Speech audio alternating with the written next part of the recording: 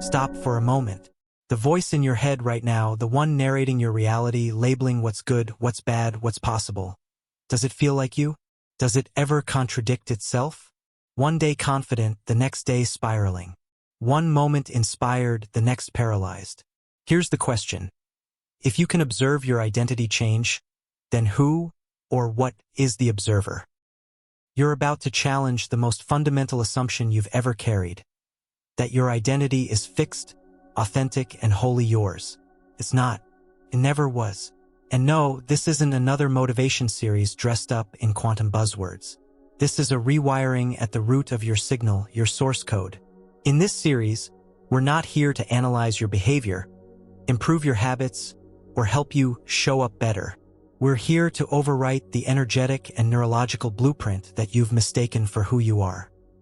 That blueprint, the story you think you're living, is a series of inherited programs, emotional signatures, cellular memories, and invisible scripts. They're not you. They're just running in your field. And once you understand that your self-concept isn't you but code, you can change it from the source. That's the promise of the Quantum Identity Recode. Over the next 40 chapters, you'll be introduced to a radical perspective that blends cutting-edge neuroscience, quantum field theory, metaphysical principles, and deep identity mechanics. But make no mistake, this isn't about accumulating more knowledge. This is a transformation engine. You will uncover how your self-identity has been hijacked by unconscious feedback loops, how your emotional body acts like a storage vault for your parents' unlived trauma, how your nervous system creates reality by defending your past, and how your quantum field reflects the exact signal you're transmitting, whether you know it or not. But more importantly, you'll learn how to recode every layer. You'll learn how to tune identity like a frequency, how to collapse outdated timelines that are still shaping your choices, how to use language from the future self you've never fully claimed, how to walk through life as a radiant, magnetic signal that others feel before you even speak. You'll see why typical self-help fails, because it tries to adjust surface behavior without ever touching the root field where true identity is encoded. You'll understand why deep shifts often don't last, because they don't rewrite the source structure that continues to project the same field again and again. We won't be scratching at the surface. We're hacking the architecture. This isn't about finding a better version of you. It's about realizing you're not the current version at all. You are not stuck. You are not broken. But you are running code that was never meant to stay this long. So if you've sensed there's a version of you just beyond your current frequency, clearer, stronger, more aligned, yet somehow just out of reach, then this is your series. This is where the code gets changed. And we begin right here by exposing the foundational illusion, the myth of the solid, permanent self. Let's begin. Your identity feels personal, private, solid, feels like you, but that's the illusion.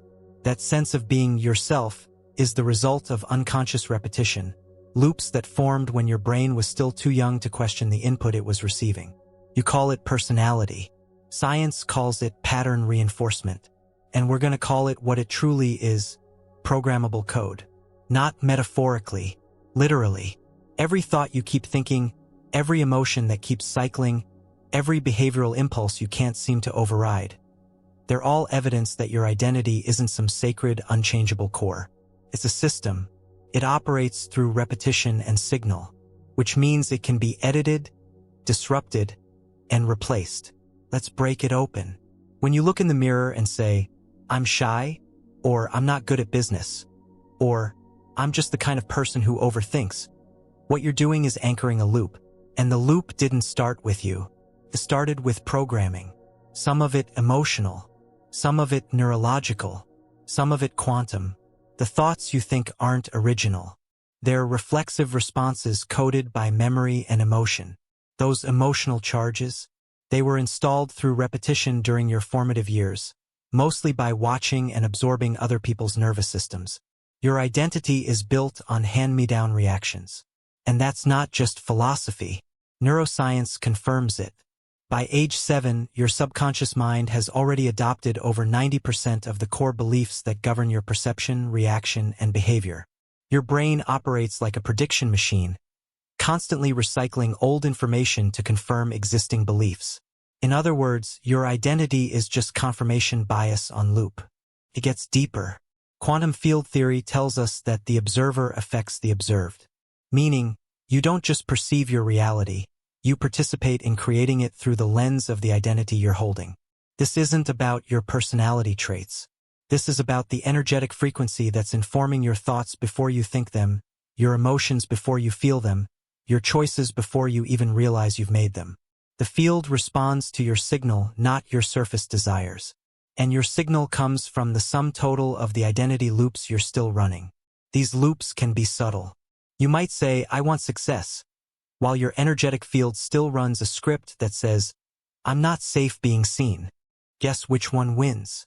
Every time, the signal. And so, the life you see around you is not a reflection of what you consciously want. It's a projection of who you believe you are, deep in the field. Let's make this precise. If your identity is code, then where is the code stored? Not in your thoughts. Those are surface echoes. Not in your actions. Those are outcomes. The source code lives in your nervous system, in your quantum memory field, and in your energetic body. It's a multi-layered frequency imprint that runs autonomously until you interrupt it. And you will. You will begin to watch your thoughts instead of identifying with them. You will recognize that your emotional reactivity is not personality. It's memorized fear. You will learn how to step out of the loop, watch the program, and rewrite it in real time. But first, you must face this. You were never who you thought you were. You've been an echo, a signal, an inherited waveform of ideas, traumas, coping mechanisms, and subtle energetic contracts you didn't even know you agreed to. But just because that's the current signal doesn't mean it has to be the future one. This is your turning point. Because once you recognize the illusion of the fixed self, you regain access to your real power, the ability to change the broadcast. You stop reacting to your circumstances and begin creating them from the origin point. And now that you've seen that identity is programmable, that your self is just a repeating signal trapped in a loop. Next, we will uncover why the majority of transformation techniques out there only scratch the surface, and why most change doesn't last. The answer will completely reframe how you approach growth, healing, and evolution. You're not just going to upgrade your habits. You're going to rewrite the operating system. You've just seen the code, the structure beneath your personality, the hidden loops running your entire experience. That alone has shifted something. But here's the question that's probably rising. If identity is programmable, if it's just code, why haven't more people broken free from it? Why does change often feel temporary? Why do people keep relapsing into the same patterns even after breakthroughs, certifications, vision boards, journaling rituals, and endless affirmations? Because transformation, at least the way it's commonly taught, is usually targeting the wrong layer. Most methods try to force change from the conscious mind. They rely on logic, motivation, positive thinking, or willpower. And while these things may temporarily reroute behavior, they never reach the identity field that's generating the behavior in the first place. That field, the true source, operates beneath thought. Let's get clear. Your identity is not shaped by your thoughts. Your thoughts are shaped by your identity field. Trying to change your life by changing your thoughts is like painting over rust without treating the metal. It looks fresh for a moment, but the corrosion underneath keeps spreading. This is why so many people experience transformation fatigue. They go through highs, workshops, breakthroughs, visualizations, and then weeks later the same emotional patterns resurface. Because those experiences were never rooted in the field. They were rooted in the conscious intellectual layer. And the field doesn't speak English. It speaks frequency. That's why you can say, I deserve abundance, and still sabotage every opportunity. That's why you can visualize success and still recreate struggle. That's why you can try to raise your vibration while unconsciously transmitting lack. Words don't code the field. State does. And the most common trap? Trying to change identity by focusing on behavior. Take discipline, for example. Most people say, I need to become more disciplined. They download habit trackers, read productivity books, and push through discomfort. But what they're really doing is trying to manipulate action instead of upgrading the source identity that naturally produces that action. A person who is disciplined doesn't need to force discipline. Their actions emerge effortlessly from who they are. It's not about doing different. It's about being different. This distinction changes everything. Because once you understand that transformation must happen at the identity layer, not the behavior or belief layer, you start to see why most tools don't stick. They're solving for symptoms, not systems. Let's break this down into layers so you see it clearly. At the surface, you have environment. Your job, your relationships, your surroundings. Beneath that is behavior, your habits, routines, choices. Under behavior is capability, your skills, talents, and acquired strategies. Deeper still is belief, what you think is true. But beneath belief lies identity, the source field that determines what you're even capable of believing. And under identity, field resonance, the raw signal you emit into the quantum space. That's where real change happens. If your identity doesn't align with a new belief, the belief will be filtered, rejected, or misapplied. And if your field doesn't shift, your identity will recalibrate everything back to its old frequency, no matter how many affirmations you recite. So how do you reach that field? Not through force, not through repetition, through resonance, through accessing the part of you that exists beyond thought, the observer of thought, the energetic architect beneath it. This is not about positive thinking. It's about aligned broadcasting. You can't outthink an identity loop. You have to outsignal it. And to do that, you need to stop relating to identity as something fixed and begin seeing it as something tunable. You're not here to become a better version of yourself. You're here to overwrite the identity program entirely. Let's look at this in real life. If someone has the identity of "I'm not creative," they will subconsciously filter out creative ideas. Their body will resist activities that express creativity. Their behavior will sabotage inspiration. And every time they try to act creative, they will feel like a fraud because it conflicts with their deeper self-concept. Now, most transformation techniques would try to teach new habits. Just write 10 ideas a day. Keep a creative journal. Do something artistic every week. But without shifting the core identity, I am creativity, none of it will land. That's the trap. You can't behave your way into a new identity unless your field accepts the frequency of that identity. You have to become the field that produces the behavior. So how do we make the shift from trying to change behavior to changing identity? It begins with observation, not fixing, not forcing, just pure observation of your current loop. You must become aware of the default frequency you're operating from, the emotional signature you carry, the unconscious story your field is emitting, not from judgment but from precision. Once you do that, you can begin to shift state. And once state shifts, behavior recalibrates automatically. No more pushing, no more fighting yourself. You begin to flow into alignment with the field version of you that already lives in that higher signal. Now that you've seen why surface-level change doesn't hold, next we will reveal the truth about the field you've been projecting all along. Not just living in reality, but broadcasting it. You're not just a passenger. You're the projector, and the implications will reset everything you think is possible. You've now seen how most change fails because it starts from the top down, managing behavior without addressing the source identity signal beneath it. Now it's time to turn the entire concept of reality inside out. Not metaphorically, literally. You are not inside reality, reacting to what happens. You are projecting it. Your identity, your quantum field, is not just shaping your perception. It's shaping your world. Think of your life as a mirror. Everything you experience is feedback. Not about the world itself, but about your internal broadcast. This mirror is immediate, exact, and non-negotiable. If your field is coded with fear, you'll attract situations that confirm danger. If your identity is running lack, you'll perceive scarcity in every interaction, even where abundance exists. Not because the world is fixed that way, but because your lens demands it. This is the quantum principle. The observer affects the observed. The field doesn't reflect what's true. It reflects what's signaled. Which means your world doesn't need to be fixed. Your signal does. So let's get specific. Say your identity holds the belief, I'm not seen. You'll unconsciously shrink in groups, avoid visibility, and attract relationships that minimize you. Not because you deserve invisibility, but because your field is resonating invisibility. And the quantum mirror only reflects the signal. No judgment, no delay, no exception. This applies to everything: money, health, creativity, relationships, success. It's all feedback. The field is not random. It's responsive.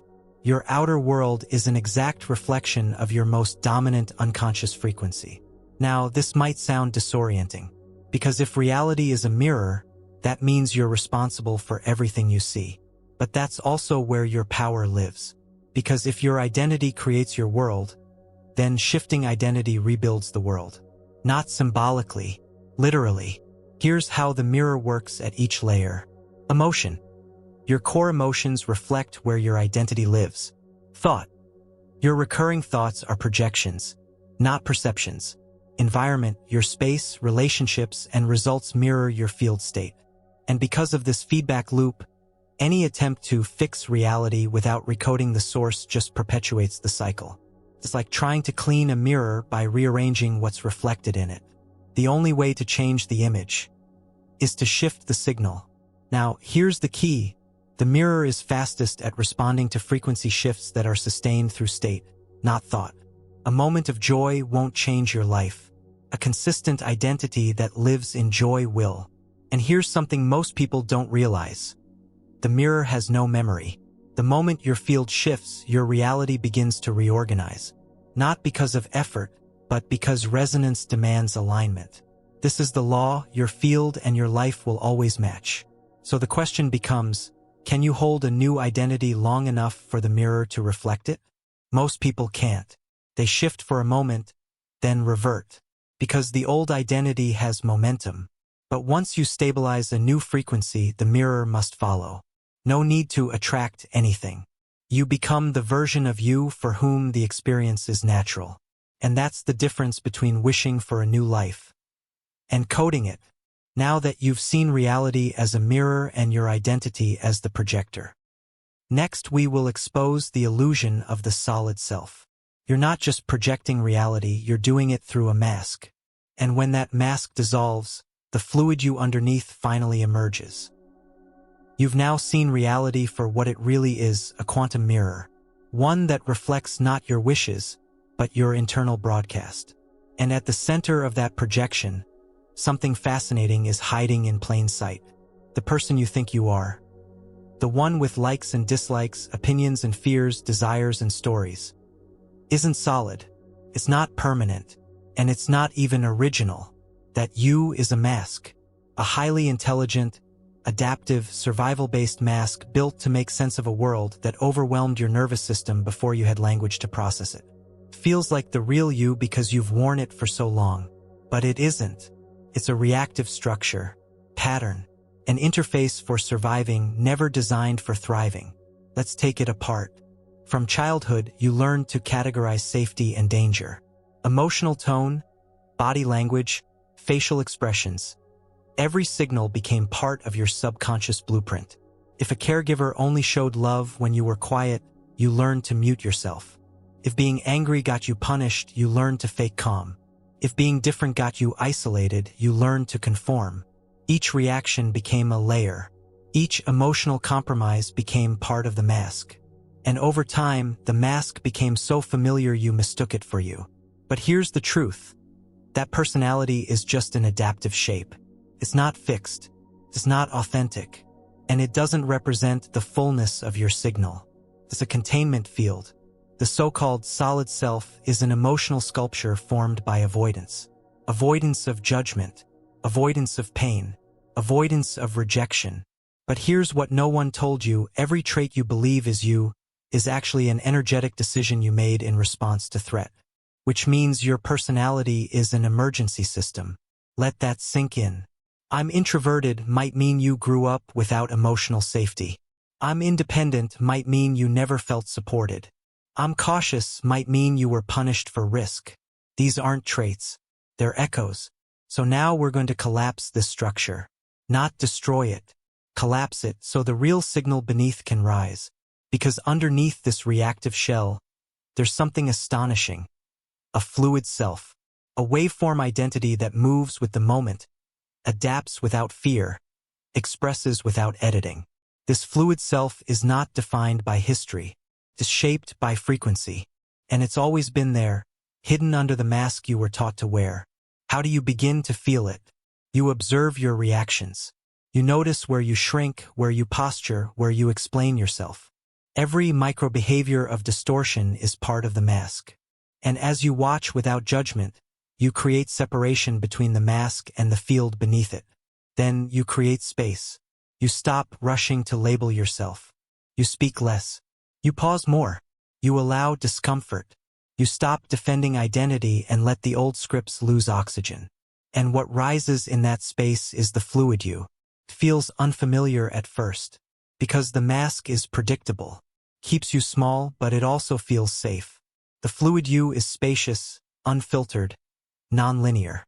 It doesn't need to know itself because it is itself. This fluid self is not a role. It's not a persona. It's not a collection of traits. It's a resonant field. One that morphs to meet each moment fully, without contraction. And that's the goal. Not to add new traits, but to return to your natural state before compression. Now, some will say, but I like who I am. I don't want to lose myself. But the truth is, if it was built on suppression, it was never you. The real you has no need for labels. No need to explain. No need to prove. Because when you're no longer trapped in the rigid shell of identity, something incredible happens. You start making choices that weren't available before. Your field expands. New behaviors emerge organically. Alignment becomes effortless. You stop resisting change because you're no longer defending a fake version of self. And this is key. The fluid self is not new. It's original. It's the part of you that never needed to adapt. It's the signal that was always there before the world told you who to be. Now that you've seen the truth of the mask and the emergence of the waveform self. Next, we will introduce a profound shift in perspective. Your personality is not a person at all. It's a pattern, a frequency field. And yes, it can be tuned. Now that the rigid concept of a fixed personality has cracked open, you're standing in the space between masks and mirrors. The old self is no longer believable, and the fluid signal underneath is beginning to stir. So here's what comes next. Understanding identity not as a trait, not as a character, but as a field. A frequency field. Because you are not a static person. You are a living, breathing signal, a dynamic, self-generating pattern of information. Let's make this tangible. Think of a song on the radio. You can't see it. You can't touch it. But the moment you tune your receiver to the right frequency, the sound comes alive. That's how identity works. Your thoughts, emotions, behavior, they're all broadcast content. But the source? That's the frequency you're holding. That's your field. You've been taught to think of yourself as a personality, a collection of stable characteristics. But neuroscience, quantum biology, and frequency mapping now confirm what mystics have said for centuries. Identity is vibration. It is a signature signal you emit consciously or not. And everything in your life is organizing itself around that signal. So here's the radical shift. You're not someone. You're something. A waveform, pattern, a precise combination of emotional resonance, memory coding, belief density, and nervous system regulation. And this pattern is not personal. It's programmable, which means identity is not discovered. It's tuned. This is why trying to fix problems at the behavior level feels so frustrating, because it doesn't shift the pattern. It might distort the signal temporarily, but the field always returns to its default frequency. Unless you retune the source. And now you will. Because once you stop seeing yourself as a personality and start seeing yourself as a signal, everything changes. You no longer react, you tune. You no longer force, you align. You no longer chase outcomes, you shift states. Let's get practical. If you're stuck in self-doubt, it's not because you lack confidence. That's a content-level story. What's really happening is that your frequency is set to contraction. Low emotional amplitude, high internal friction. To shift that, you don't need to repeat affirmations. You need to amplify your field. You need to tune into a higher resonance version of self, not conceptually but experientially. This isn't just mindset, it's field set. It means learning to access different emotional tones, breath rhythms, inner postures, not to fake it but to broadcast from a different state. That's field work. When you start treating identity like a frequency field, you stop trying to be different and begin generating difference. It's not about thinking like a winner. It's about shifting your signal to the frequency that winning is attracted to. Your nervous system is the transmitter. Your emotions are the current. Your quantum memory is the carrier. And your behavior is just the final echo. Once you understand this model, you'll stop getting stuck in narratives. Because you'll realize everything is signal. And signal is always either resonant or resistant, expansive or compressed, tuned or distorted. Your job is not to perfect yourself. Your job is to tune your field. So how do you begin tuning? Start by becoming aware of your dominant frequency states. Throughout the day, ask, what signal am I broadcasting right now? Not what I'm saying, not what I'm thinking, but what I'm transmitting. Is it openness, defensiveness, urgency, stillness, lack, safety? Track the emotional tone. Track the body's language. Track the mental pacing. That's the signal. Then shift state. Use breath. Use sensation. Use posture. Use sound. Use memory. Use stillness. Anything that moves your system into a different vibrational pattern. That's how you tune identity. And the more you live from the tuned field, the more the external world reshapes to match it. Now that you've seen yourself as a frequency field rather than a personality. Next, we will trace the origin of that field and expose how your earliest emotional imprints have encoded the entire structure of your current quantum identity. You've now begun to feel the shift. No longer a fixed persona, not a story, not a role.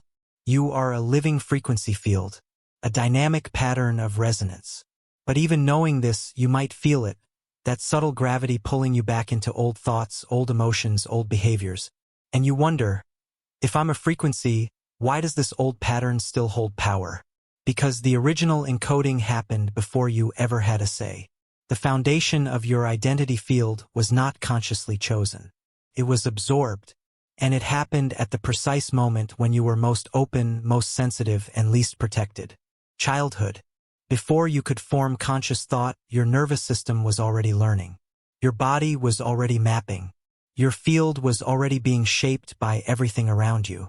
This wasn't cognitive. It was energetic. It was emotional. It was neurological. Let's break it down. Between the ages of 0 and 7, your brain operated primarily in theta and delta wave states. These are deeply receptive, trance-like states of consciousness. In other words, you were not evaluating your environment, you were downloading it. Not just behaviors, not just language, everything. Emotions, power dynamics, energetic atmospheres, facial micro-expressions, tone, silence, rejection, approval, absence, overwhelm. And all of this was recorded, not as memories, as frequencies. These frequencies became the baseline of your identity field. You weren't just a child learning how the world works. You were a field locking in what was possible, what was safe, what was true. So if your emotional reality as a child included abandonment, you likely coded into your field, I'm not safe unless I stay invisible. If you felt performance equaled love, you likely coded, I only exist when I succeed. If your boundaries were violated or ignored, your field likely encoded, my needs don't matter. And once encoded, these frequencies didn't just become beliefs. They became the structure your field used to create reality. That's why some patterns seem immovable. They're not beliefs you developed. They're frequencies you inherited. But here's what matters now. You can't shift them until you can see them. This is the decoding process. You don't decode childhood by remembering every event. You decode it by identifying the emotional patterns that run your life today and tracing them back to their root state. You ask, what emotion dominates my field? Is it anxiety, guilt, urgency, hopelessness, shame? Then you ask, where did I first feel this? Not necessarily as a memory, but as a body truth. as a frequency that has always felt like home, even if it's painful. That's the map. This isn't about blaming parents or reliving trauma. This is about energetic precision. You are identifying the original lock, the emotional imprint that shaped your energetic signal. Because once you find the lock, you can begin to disrupt it. And disruption is freedom. Let's take an example. If you carry a core signal of, "I must be perfect to be safe," your field will constantly generate experiences that reinforce this story. You'll unconsciously attract criticism, avoid rest, and reject success unless it comes with strain. But that perfectionism isn't a belief. It's a defense mechanism. It's your nervous system's strategy for avoiding rejection, based on how safety was modeled in childhood. And it's been encoded in your field ever since. The shift begins when you feel the emotional logic of the old code and recognize it's not relevant anymore. That moment of recognition collapses the certainty of the signal. And that collapse creates an energetic opening, a gap. That's where the recode begins. But to recode, you have to do something almost unthinkable.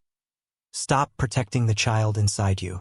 Because every old pattern you're still running was designed to protect a younger version of you.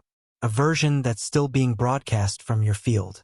So the question becomes, can you stop defending the child's code and offer it something new? This doesn't happen through thought. It happens through energetic disruption. You begin to feel the emotional truth of the child and offer it an updated signal. One that is calmer, safer, more expansive. You don't speak to the child with words. You speak with breath, with state, with awareness, because the child encoded through emotion, not language.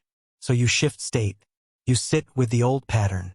You observe the contraction. And instead of resisting it or believing it, you stay in your body and offer it a new resonance. That's the core of the process. Decode the signal. Disrupt the pattern. Transmit a new field. This is how the foundation of identity begins to change. And now that you've uncovered how early emotional experiences encoded your field, next we will collapse the illusion of linear time, because those childhood imprints aren't just memories. They're still shaping your future, right now. You've just traced your quantum identity back to its roots. Childhood, the emotional atmosphere that taught your field what to expect from reality. But here's where everything accelerates. Those imprints you've uncovered, they're not in the past. They're not over. They're not done. They're still active. Because time isn't what you think it is. The mind perceives time as linear, past, present, future. But the field doesn't operate that way. In the quantum model, time is not a line. It's a loop. Everything that ever happened, especially anything that went unresolved, is still vibrating inside your field, influencing your present and projecting into your future. Unprocessed experience creates resonance that persists. And that resonance becomes a signal. The field is not referencing your calendar. It's referencing your charge. And here's the truth. Unless the frequency of an event is resolved, it continues to generate pattern. This is how your past keeps rewriting your future. It's not because you're holding onto the past. It's because the past is still broadcasting through you. Let's make it clear. If you experienced emotional abandonment at age 5 and never had a regulated resolution, that frequency stays open. Your field continues transmitting it. And because reality mirrors frequency, your life will continue to reflect that pattern. Through relationships, career dynamics, even your own self-image, until it's interrupted. This is why people find themselves stuck in repetitive experiences. Same argument, different partner. Same failure, different project. Same fear, different disguise. It's not happening to you. It's happening through you. Because time to your field is a single nonlinear loop. But this also means something powerful. If the past is still shaping your now, then you can change the future by shifting your relationship to the past. Not by forgetting it, not by reliving it, but by collapsing its influence in the field. You collapse a past frequency by accessing the original signal in your present body and offering it a new resonance. That's the key. You don't heal the past. You overcode it. You bring your nervous system into regulation while holding the charge of the memory. You breathe into it. You witness it without collapse. You access higher awareness while still feeling the lower frequency. That overlap creates a waveform disruption, and the loop begins to dissolve. This is not imagination. This is neuroplasticity and quantum resonance converging. When you collapse the loop, the projection stops. You stop living from a field shaped by old imprints. You stop creating from survival. You stop referencing outdated versions of self. And here's where the future opens. Because once the loop is no longer feeding your identity, your signal changes. Your emotions shift. Your choices evolve. Your external reality realigns because it has to. The field always responds to the dominant frequency. Collapse the loop, and you become the field of your future. Now that you've seen how past events are still shaping your timeline, even now. Next, we will explore the quantum observer effect and how changing who's looking changes what is seen. You've seen it now, your past is not back there. It's in the field, active, transmitting through you, shaping your present choices and future experiences. And if the past is still shaping the now, then the most important question becomes, who is observing all of this? Because the answer to that question determines the signal. Welcome to the quantum observer effect.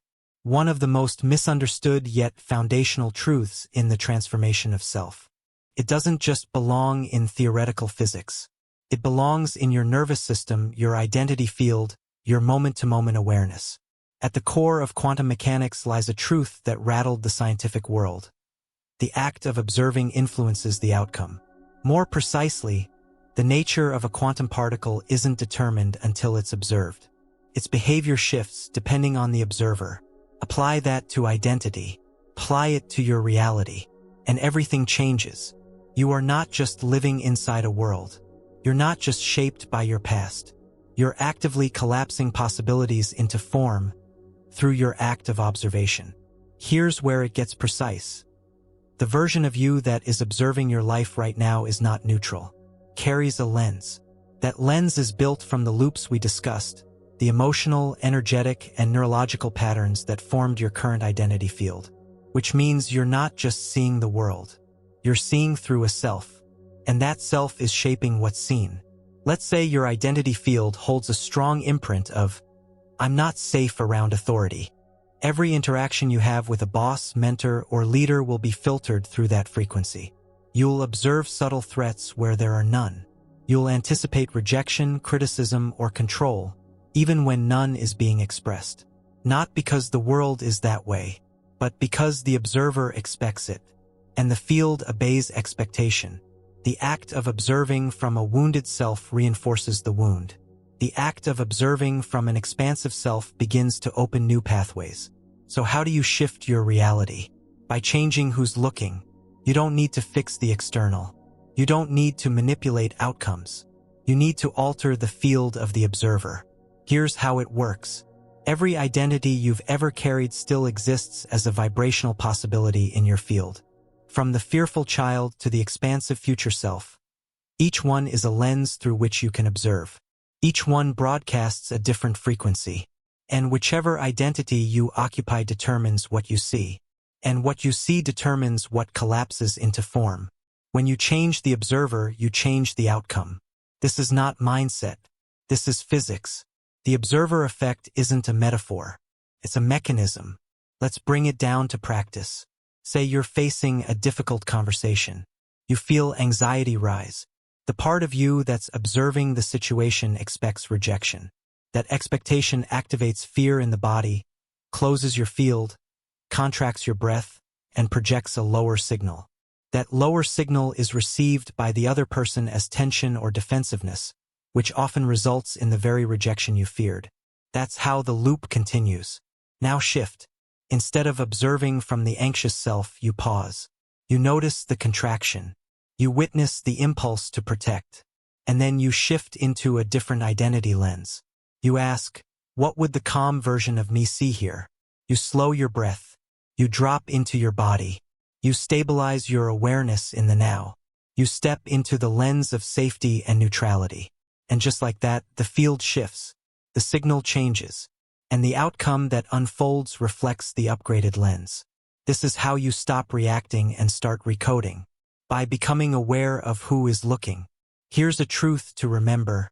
The moment you observe yourself from beyond the loop begins to collapse. Because loops require unconsciousness to survive. Awareness dissolves them. Each time you shift into a more expanded observer state, you're not becoming better. You're accessing a different broadcast signal, a different timeline, a different version of self. And the more you access that signal, the more it stabilizes in the field, until it becomes your default observer. No effort, no fight, just field. This is why emotional intelligence matters, but only as a gateway to observer intelligence. It's not about managing feelings. It's about learning to track which identity is currently observing the situation, and whether that lens belongs in your present. Now that you've grasped this principle, everything accelerates, because now you can interrupt loops not by force, but by perspective. And now that you've begun to shift the one who's looking, next we will break the cycle that keeps pulling you back into repetition.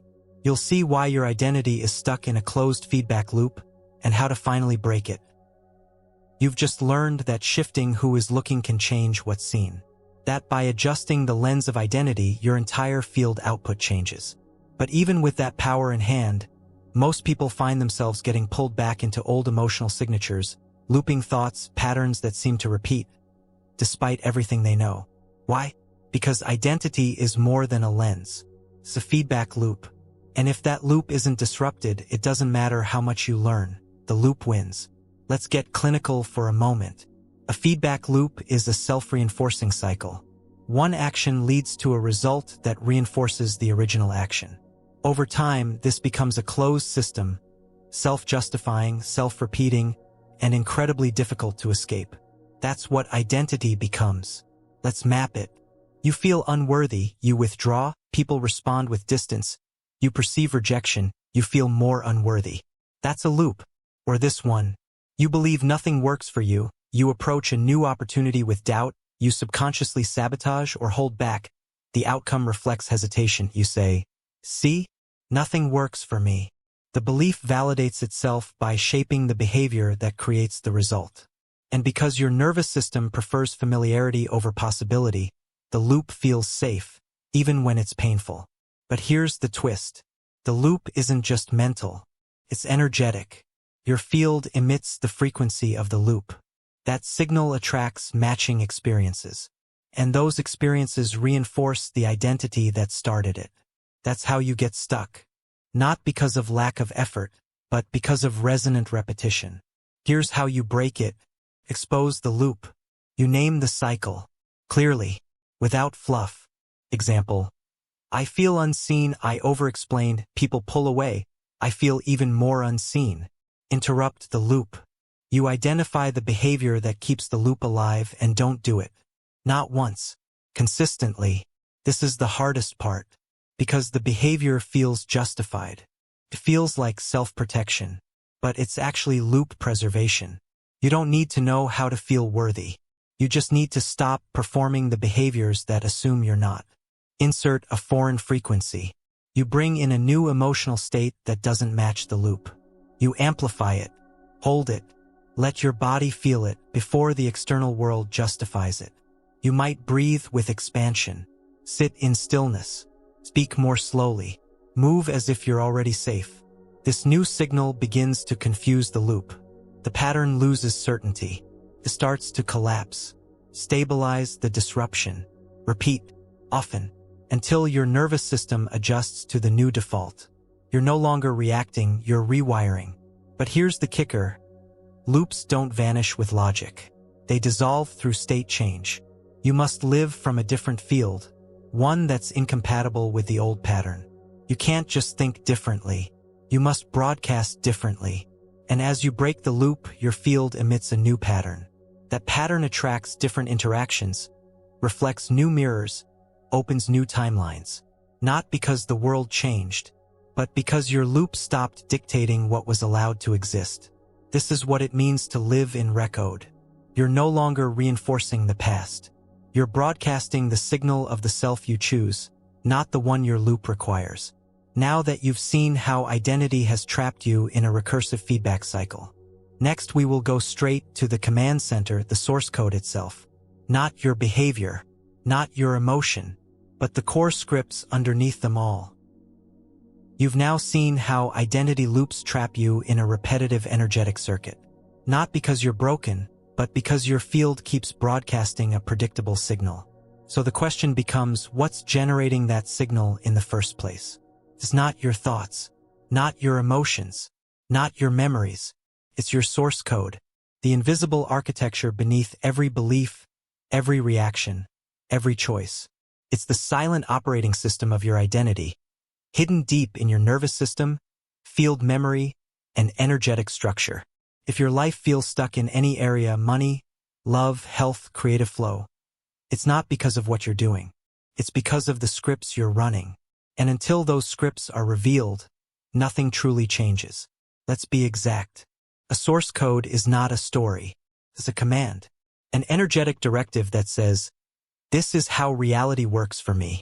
Most people are walking through life with 3 to 5 deeply embedded source scripts that were installed when they were too young to challenge them, and they've been running unexamined ever since.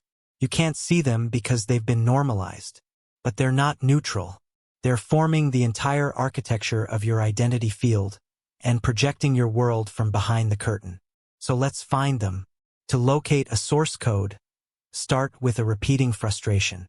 Pick the one that keeps circling back, no matter how many tools, techniques, or breakthroughs you've thrown at it. Could sound like, I never feel like I'm doing enough. I always attract unavailable people. No matter what I earn, it disappears. I get close, then I sabotage it. Once you've named the pattern, track it backwards. Beneath the behavior is an emotion. Beneath the emotion is a belief. Beneath the belief is a script. Example, pattern. I attract people who don't respect my boundaries. Emotion, frustration and confusion. Belief, I have to earn respect. Script, my needs are negotiable. That final line, that's the source code. It lives beneath language. It runs the show. Now here's what most people do when they uncover a script like that. They try to argue with it. They tell themselves new affirmations. They write opposite beliefs on post-it notes. They force positivity. But source codes don't change through logic. They change through frequency. The field doesn't care what you think. It mirrors what you emit. So to change the source code, you must first do 2 things. Expose it fully. Name the exact phrasing of the script. Write it out. Speak it aloud. Let your system hear what's been running unconsciously. Interrupt the emotional loyalty. Every script is tied to an emotional loyalty, usually to someone from your past. You didn't create the script in isolation. You absorbed it to stay connected, loved, protected, or safe. And unless that emotional loyalty is interrupted, your field will defend the script, even if it's harming you. So ask, whose voice is this? Who did I need to become to stay safe? What did I have to believe to stay connected? This is the moment when the script starts to lose its grip, because you're no longer identifying with it. You're observing it, and now you can replace it, not with words, with resonance. You speak a new code not just aloud but from your body, your breath, your emotional tone. Instead of my needs are negotiable, you breathe into my needs are non-negotiable and met effortlessly. And then you hold that state before life reflects it. You generate the field ahead of proof. That's the upgrade. You stop waiting for the world to change your identity. You shift your identity and let the world catch up. It's not enough to say the new code. You must become the frequency of it. That means breathing it, standing as it, walking from it, making decisions that match it. Each time you do, the old script gets overwritten. And eventually, the new script becomes the new broadcast. That's how transformation happens at the source. Now that you've uncovered how to access and replace the actual scripts driving your life. Next, we will go even deeper because not all the scripts in your field belong to you. Some were inherited. Some were absorbed. And now they need to go. You've just located the source scripts running your identity. You've seen how they form the base operating system behind your thoughts, choices, and emotional tone. But now it's time to get brutally honest. Not every script you're carrying is even yours. Some of the most powerful and persistent codes in your field didn't originate from your own experiences. They were absorbed from the emotional atmosphere around you. They live in your quantum memory field, passed down, projected in, or unconsciously accepted. This means you may be making choices based on pain that doesn't belong to you, living out stories that aren't part of your truth, holding emotions that were never meant for your field. Your identity is not just yours. It's entangled. Let's unpack that. The quantum memory field is a storage space, not in your brain, but in your energetic structure. It holds unprocessed frequencies that you've either inherited, absorbed, or taken on through relational fusion. And there are three main sources of this foreign data. Parental coding. From conception to early development, your nervous system is in full sync with your caregivers. You absorb not just their behaviors, but their unspoken fears, suppressed desires, emotional trauma, and unresolved stories. You didn't just learn their language. You inherited their frequency. So if your mother believed the world was unsafe, that's stored. If your father suppressed his anger, it might now live in your liver, your breath, your energetic posture. This is not metaphor. It's resonance. And it's been validated by both epigenetics and bioenergetics. Ancestral memory. You carry genetic memories from previous generations, especially the unresolved ones. Studies in cellular biology show that emotional trauma can be passed through DNA expression. You may feel guilt, fear, or self-sabotage that has no logical source in your personal life. That's often ancestral imprinting. The body is holding the echo of a story that hasn't been resolved. Relational absorption. This happens in close relationships, especially where boundaries were weak. You might carry your partner's anxiety, your friend's shame, your client's depression. If you're empathic, your system becomes a sponge. And over time, what's foreign begins to feel familiar. But here's the key. None of it is you.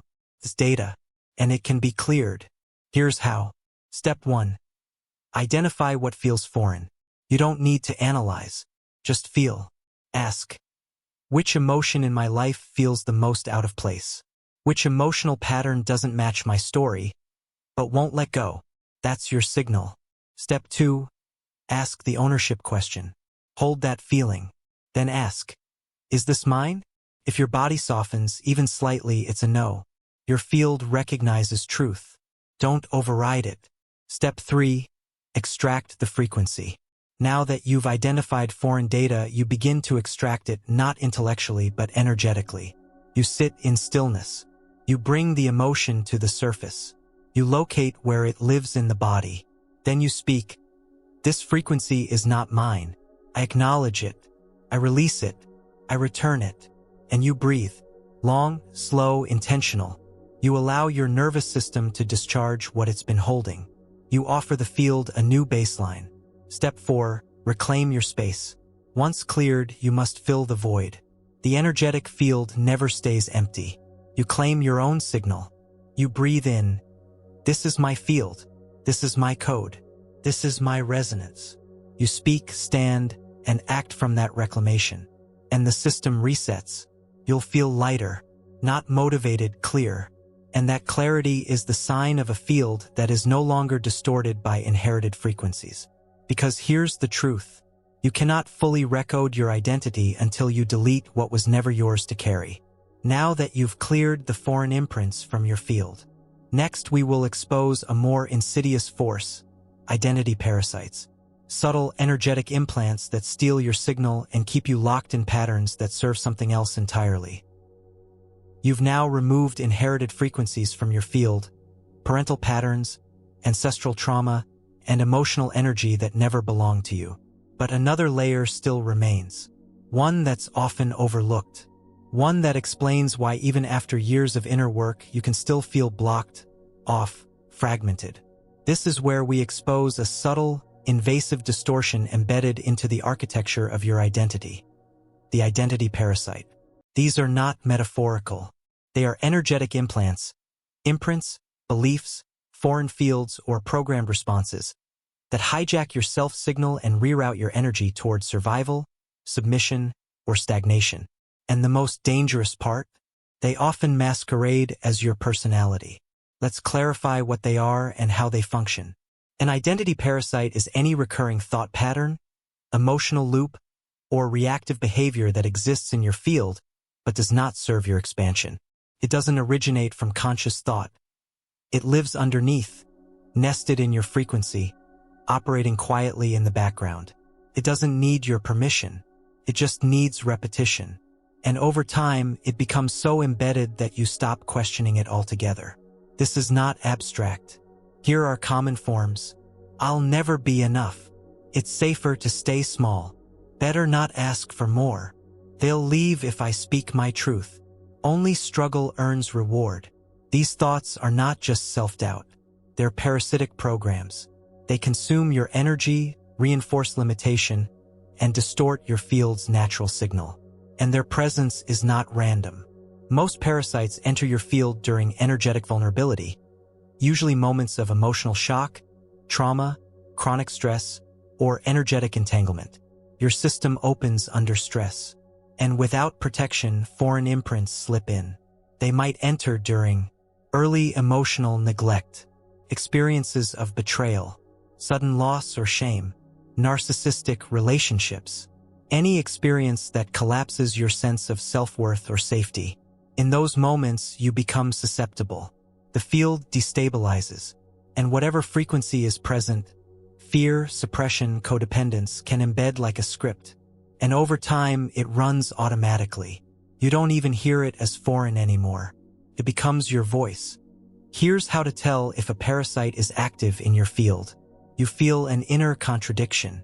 Part of you desires expansion, yet another part freezes, sabotages, or goes numb. You've cleared old trauma, but the same block keeps returning. You feel like something invisible is resisting your growth, despite conscious alignment. You can access clarity temporarily, but it never stabilizes. If any of these resonate, your field is likely hosting parasitic interference.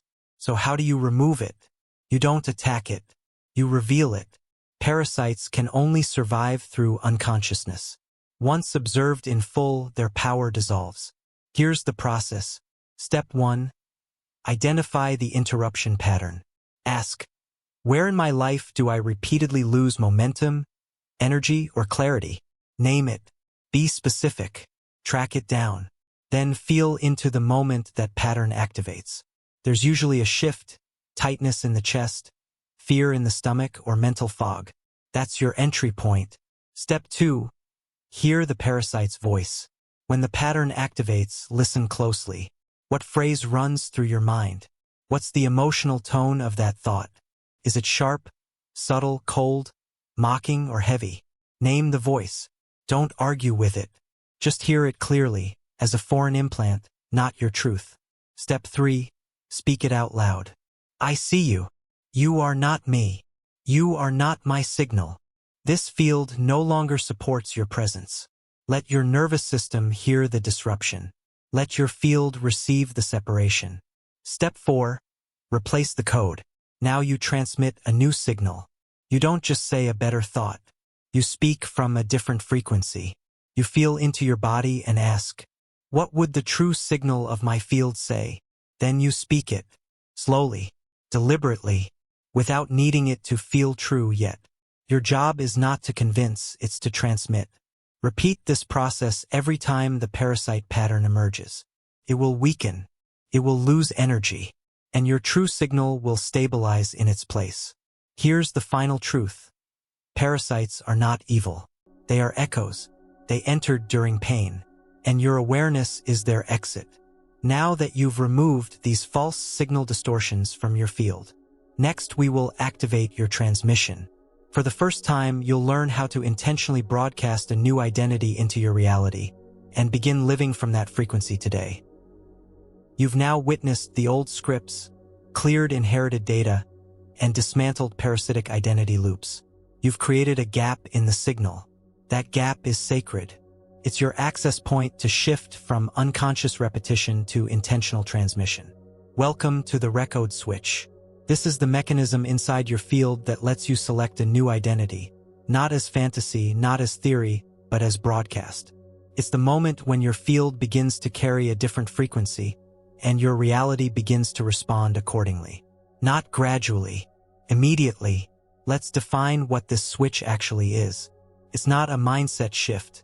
It's a state override. Your field right now is always emitting a dominant emotional frequency, either by default or by design. When you flip the switch, you override the default with a conscious, coherent broadcast. This changes the field instantly, and the field, being responsive, begins to realign everything to match the new signal. So how do you do it? You follow the three-part formula: signal, state, structure. Let's break it down. 1. Signal. Define your new identity in frequency terms. You're not choosing a label like confident or successful. You're selecting a signal, a felt sense, a frequency. Ask, what do I want the field to feel when it connects to me? Examples: calm authority, magnetic receptivity, expansive clarity, invincible presence. Choose one. This is your new frequency signature. 2. State. Step into the feeling before it's real. Your nervous system has no concept of time. It doesn't wait for external validation. It responds to what you feed it now. So your job is to embody the chosen frequency, immediately with no conditions. You sit. You close your eyes. You breathe the state into your body. You let your chest, your gut, your spine, your breath all start to align with the emotion of that chosen signal. This is not about faking. It's about remembering. You already have this frequency in your archive. You're just activating it. Hold it. Amplify it. Radiate it. Even if your mind resists, especially then. 3. Structure. Anchor the new broadcast with action. Now that the frequency is activated, you need to lock it in with a choice, a gesture, or a behavior that embodies it. Example: you want magnetic receptivity? Then you speak less and allow silence to expand. You want invincible presence? Then you stand taller, walk slower, claim space. You want expansive clarity? Then you remove something chaotic from your environment right now. The action doesn't need to be big, but it must align with the frequency. Because the moment you act as if the new identity is real, the switch flips. The identity is no longer an idea. It's a broadcast. And the field listens. Now here's what most people miss. You don't flip the switch once and expect permanent change. You flip it repeatedly until the nervous system normalizes the new frequency. Until the external world begins reflecting it without effort. That's when the switch becomes permanent. That's when the new identity becomes your new baseline. And from that baseline, everything changes. You no longer chase alignment. You are alignment. You don't effort your way into transformation. You transmit it. This is the power of living as a signal, not a seeker. Now that you've activated the new broadcast from within your field, next we will show you how to begin structuring that identity, layer by layer, into a stable, multidimensional architecture that holds your signal across every part of your life.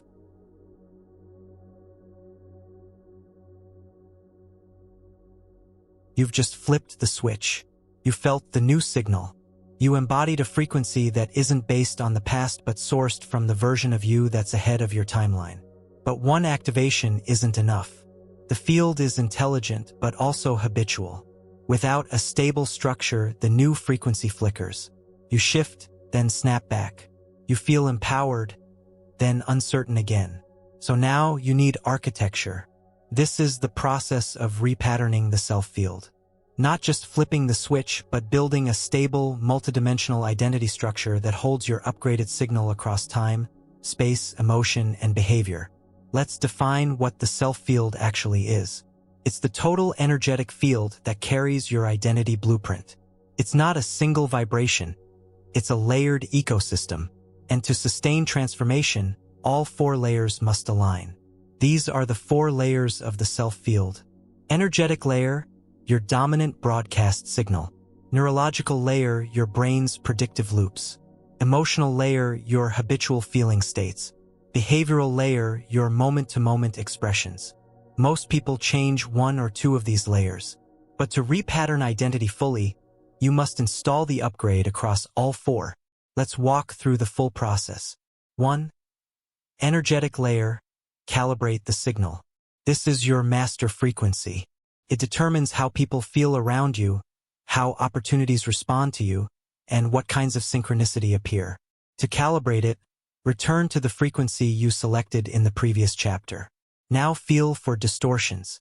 Ask, what thoughts, habits, or relationships are lowering this signal? Where am I betraying the frequency to stay comfortable or familiar? This layer requires zero tolerance for interference. You begin to curate your field the way a master tunes an instrument. Silence what's noisy. Release what's heavy. Tune what's true. 2. Neurological layer. Rewrite the prediction loops. Your brain is not trying to discover truth. It's trying to predict experience. Every moment it asks, what does reality usually do next? And then it shapes perception, behavior, and emotion to match the prediction. To repattern this, you need to disrupt the prediction mechanism. You do this by feeding it inconsistent data, small actions that challenge the loop. Example, if your identity loop says, when I speak up, I get rejected, then speaking up and receiving neutrality or acceptance breaks the loop. The brain registers, that wasn't expected. That's when the prediction recalibrates. Repeat this enough and the new behavior becomes the expected norm. Prediction shifts. Identity stabilizes. 3. Emotional layer. Shift the default feeling tone. Your body has a preferred setpoint of emotion. It returns to it again and again, regardless of circumstances. It's often so familiar it feels like home, even if it's low vibration. To repattern, you must install a new default tone. Choose one. Grounded, creative, powerful, joyful, peaceful. Then practice holding that tone without external justification. You're not using emotions to react, you're using them to generate. That's emotional leadership, and it builds a new resonance inside your field. 4. Behavioral layer. Codify the identity through expression. None of the above sticks unless it's embodied. What you do is the final amplifier of who you are. This doesn't mean performative habits. It means behaviors that emerge from coherence. Ask, what does this version of me no longer tolerate? What does this version of me normalize? How does this version of me respond to stress, uncertainty, or expansion? Then act accordingly, even when it's uncomfortable, especially then, because each time you act as the field, you reinforce the structure. The more often all 4 layers are aligned, the more stable your identity becomes. It's no longer a moment of power, it's your new architecture. Now that you've begun to install this layered identity structure, something becomes clear. To truly lock it in, the field must speak. And not from the past, not from fear. Next, we will introduce the precision of quantum linguistics and show you how to speak not as the person becoming, but as the self that already is. You've built the structure. Your field is beginning to stabilize. The new signal is active across your energy, your nervous system, your emotions, and your actions. Now the field needs language, not affirmations, not declarations. Those belong to the old model where you try to convince yourself of something you don't yet believe. In quantum identity work, we don't affirm from lack. We speak from the state that already is. This is quantum linguistics. It's not about saying something positive. It's about encoding language that matches the emotional, neurological, and energetic frequency of the self that already exists on a different timeline. Because language doesn't just describe identity, it activates it. So here's the shift. Traditional affirmation. I am confident, but you don't feel it, so your body rejects it. Quantum linguistic shift. In this frequency, I lead calmly. I listen deeply. I choose wisely. See the difference? You're not forcing a belief. You're transmitting a tone. Quantum language is specific, grounded, rooted in state. It doesn't try to jump to extremes. It steps into resonance. Let's build the framework. 1. Identify your future identity state. Choose one precise trait, not a fantasy, not an ideal, but a real signal your field wants to broadcast. Example, calm power. Feel it. Embody it. Then ask, How does this version of me speak? What words do they never use? What do they normalize? What tone do they carry even in silence? This is not self-talk. This is self-broadcast. 2. Eliminate contradictory phrases. Words carry frequency. Most people unconsciously undermine their signal with language that weakens the field. Eliminate these patterns. I'm trying to. One day I'll be. I hope it works out. I'm not good at. Each of these phrases reinforces dissonance. Replace them with, this is becoming stable. My field knows how to hold this. I choose this signal again. This is already in motion. You're not scripting reality. You're speaking as the future field. 3. Speak in rhythm, not force. Quantum linguistics doesn't need to shout. It carries power in tone, rhythm, and presence. You speak slowly, clearly, not to convince but to transmit alignment. Let's compare. Affirmation style. I am powerful. I deserve success. I attract opportunities. Quantum signal. I stand clearly. I see what's aligned. I move without rush. I know what's next. You feel the difference. One is trying to be true. The other already is. That's quantum language. It doesn't perform. It stabilizes. 4. Anchor it into repetition without ritual. You don't need sticky notes. You don't need mantras. You just speak this way as often as possible until it becomes your natural tone. You speak it when you wake up. You're alone. You're triggered. You're choosing. Each phrase becomes a frequency imprint, not for the mind, for the field. And the more often you speak this way, the more coherence your identity field holds. You're no longer correcting your thoughts. You're tuning your language to match your resonance. And that language creates reality not by magic, but by alignment with broadcast. Now that your voice is aligned with your future field, next we will open the portal between timelines and connect you directly to the version of you that already exists beyond the limitations of the present. Your voice has shifted. You're now speaking not to become, but as the one who already is. Your field is learning to hold the new tone, rhythm, and certainty. Now it's time to open the portal. Not metaphorically, not conceptually, energetically. The version of you that you aspire to become is not a dream. It's a real, active, resonant field in quantum space, existing now on a different frequency bandwidth. And it's reachable. This isn't theory. This is application. In quantum terms, every possible version of you already exists because time is not linear and identity is not fixed. You're not creating a new self from scratch. You're tuning your field to the frequency of a version of you that already exists in the multiversal now. This is the future self portal. It's not visual. It's vibrational. So how do you open it? You don't chase it. You tune to it. Here's how. Step 1. Identify the frequency of your future self. Start by asking, what's the dominant emotional state of that version of me? Not the achievements, not the lifestyle, the frequency. Is it steady, radiant, sovereign, unshakable, effortless? Name it. Now let that frequency become sensory. Feel what your breath would be like in that state, how your body would hold itself, how your voice would sound, what you would no longer need to explain. You're not imagining, you're remembering. Step 2. Clear the present field for reception. The portal cannot stabilize through a noisy, distracted field. Your current identity signal has to be softened, not erased but quieted, so the incoming resonance has space to land. Use breath to do this. Inhale slowly. Hold. Exhale longer than you inhale. As you breathe, feel the current version of you relaxing, like a temporary mask being set aside. Not because it was wrong, because it's no longer needed. Now say internally, I'm available to receive.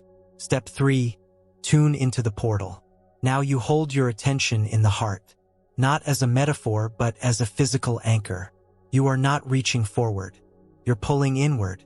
You ask, what does this version of me want to show me now? What does this version of me want me to feel, know, or drop? Then you listen, not with your ears, but with your frequency. What insight arises? What image? What posture? What single phrase? This is not fantasy. This is resonance. You've opened the portal and the field is responding. Stay there, even if it's subtle, even if nothing grand appears. The connection itself is the shift. You've created a bridge. Step 4. Transfer identity through emotional merge. Now you allow your current emotional body to match the frequency of the future version. This is not about solving problems. This is about emotional entrainment. You ask, what is one emotion this version of me no longer carries? What is one emotion this version of me normalizes? Let the first one fall. Let the second one rise. Now speak. I transfer resonance now. I release the identity that resists. I accept the field that is mine. This is how the new signal begins to overwrite the old. Not through effort, through entrainment. Step 5. Close the portal with embodied integration. You don't close the portal by saying goodbye. You close it by walking as that field. You move. You speak. You respond. You choose from the new frequency. And each time you choose from that field, the bridge strengthens. The future self isn't distant anymore. It's present. It starts shaping your decisions, dissolving old reflexes, collapsing misaligned relationships, and organizing synchronicity around the new signal. Because now the field recognizes you. You're no longer chasing outcomes. You're receiving instructions from the version of you that already knows the next move. And that's the difference between guessing and guiding. Now that the portal is open and your system has made first contact. Next, we will lock in this bridge through ritual, not ceremony, precision. You'll collapse the old timeline and anchor the one that's waiting for you to step in. The portal is open. You've felt the signal of the self that already exists beyond your current pattern. You've received its resonance. But here's the truth. If you don't collapse the old timeline, the field will default to it. This is where we cut the cord between past identity and future resonance, not through willpower, but through ritualized disruption. What you're about to learn isn't ceremonial for the sake of symbolism. It's neurological, emotional, and energetic coding, a process that collapses the vibrational pathway of the outdated self and locks in the timeline of the upgraded one. Here's how timeline collapse works. Your field holds multiple parallel identities, each on its own frequency strand. These strands are not conceptual. They are real signal patterns, and whichever strand you feed, through attention, behavior, and emotion, becomes the dominant timeline. Timeline collapse is the act of removing energy from the outdated strand so it can no longer rebuild. Let's execute it. Ritual 1, the naming burn. This ritual severs identity ties. Take a pen and write out a sentence that represents the version of you you're leaving behind. Examples. I always wait for permission. I only feel safe when I'm invisible. I earn love by fixing others. Now, beneath that line, write, this no longer belongs to me. Pause. Feel what that sentence has cost you. Then burn it. Safely. Intentionally. You are not releasing it to the universe. You're ending its contract. As the flame consumes the words, breathe in this phrase. I am no longer broadcasting this signal. Ritual 2. The symbolic merge. Choose an item you own that represents your future self. It could be a specific piece of clothing, jewelry, fragrance, or even a certain posture or walk. Assign it a signal. Example, when I wear this, I'm stabilized in clarity. Or, when I move like this, I'm holding the sovereign signal. Every time you engage that symbol, your nervous system associates it with the future identity. Repeat this often. This conditions your field to recognize. This is the new timeline. Ritual 3, timeline disruption choices. You collapse a timeline by behaving in ways that break its logic. Ask, what does the old version of me always avoid? What does the future version of me always do?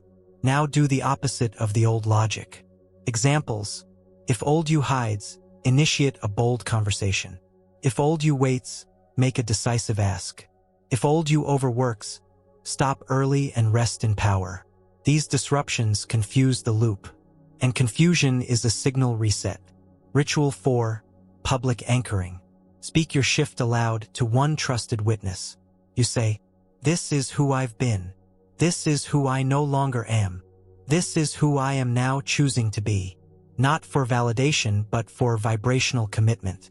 The field hears the declaration. The nervous system receives accountability. This locks the transition into your signal. Ritual 5. 72-hour fidelity window. After performing your rituals, you have a 72-hour window where your system is extremely plastic, malleable, responsive, and reorganizing. What you do, feel, speak, and choose in this window becomes the new baseline. Hold the signal. Don't explain it. Don't test it. Just be it. This window sets the code. Once the new signal stabilizes, you'll begin to notice real-world shifts. Conversations shift tone. People begin responding to the new frequency. Old loops lose their charge. Aligned opportunities begin to appear without chase. Because the timeline collapse clears the energetic bandwidth, and the field rushes in to fill the space with coherence. Now that you've ritualized the transition and collapsed the old pattern from your system, next we will secure the shift. You'll learn how to stabilize your new frequency so that your upgraded identity becomes immovable, no matter the external conditions. You've just collapsed the timeline. You didn't wish your old identity away. You removed its energetic foundation. You burned its code. You broke its behavioral logic. You replaced its signal. Now you need to anchor, because no matter how clear your signal becomes, if your nervous system can't hold it, the field will snap back to the old default. The nervous system is the gatekeeper. It doesn't respond to vision. It responds to certainty. And anchoring is the process of creating embodied certainty, not in thought but in frequency. You're no longer creating a future self. You're building a field that refuses to drop below your new baseline. Let's break this into a system. Anchor 1. Environmental alignment. Your environment must now reflect your new identity frequency. This isn't about making your life look like a magazine. This is about ensuring your physical space doesn't contradict your energetic signal. Ask, what in this space still belongs to the old identity? What clutter, objects, visual cues, or disorganization reflect who I used to be? Remove, replace, rearrange.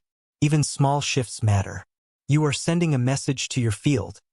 This version of me has different standards. It's not about minimalism. It's about coherence. If your external world feels like the new self, the nervous system will stop resisting the internal shift. Anchor 2. Relationship calibration. Every conversation is an energy exchange. If the people closest to you only recognize the old you and continue relating to your former signal, they create drag on your field. This isn't about cutting people off. It's about updating contracts. Ask, where am I still performing the past? Who benefits from my self-doubt, overgiving, or playing small? Then shift the interaction. You start speaking from the new signal even if they don't understand. You allow silence when needed. You set boundaries without defense. You stop explaining the shift. Eventually, they either recalibrate to match you or fall away naturally. That's anchoring through relational integrity. Anchor 3. Breath discipline. The fastest way to stabilize a frequency is through breath. Why? Because breath is the bridge between your conscious intention and your autonomic system. It tells your body how safe it is to hold a new vibration. If you're holding a high-frequency identity, let's say grounded power, and your breath is shallow, erratic, or collapsed, your nervous system will interpret danger. That misalignment weakens the signal. So here's the practice. Inhale for 5 counts. Hold for 2. Exhale for 7 counts. Repeat, eyes closed, 3 minutes a day. This breath pattern signals safety, presence, and ownership. It anchors the field.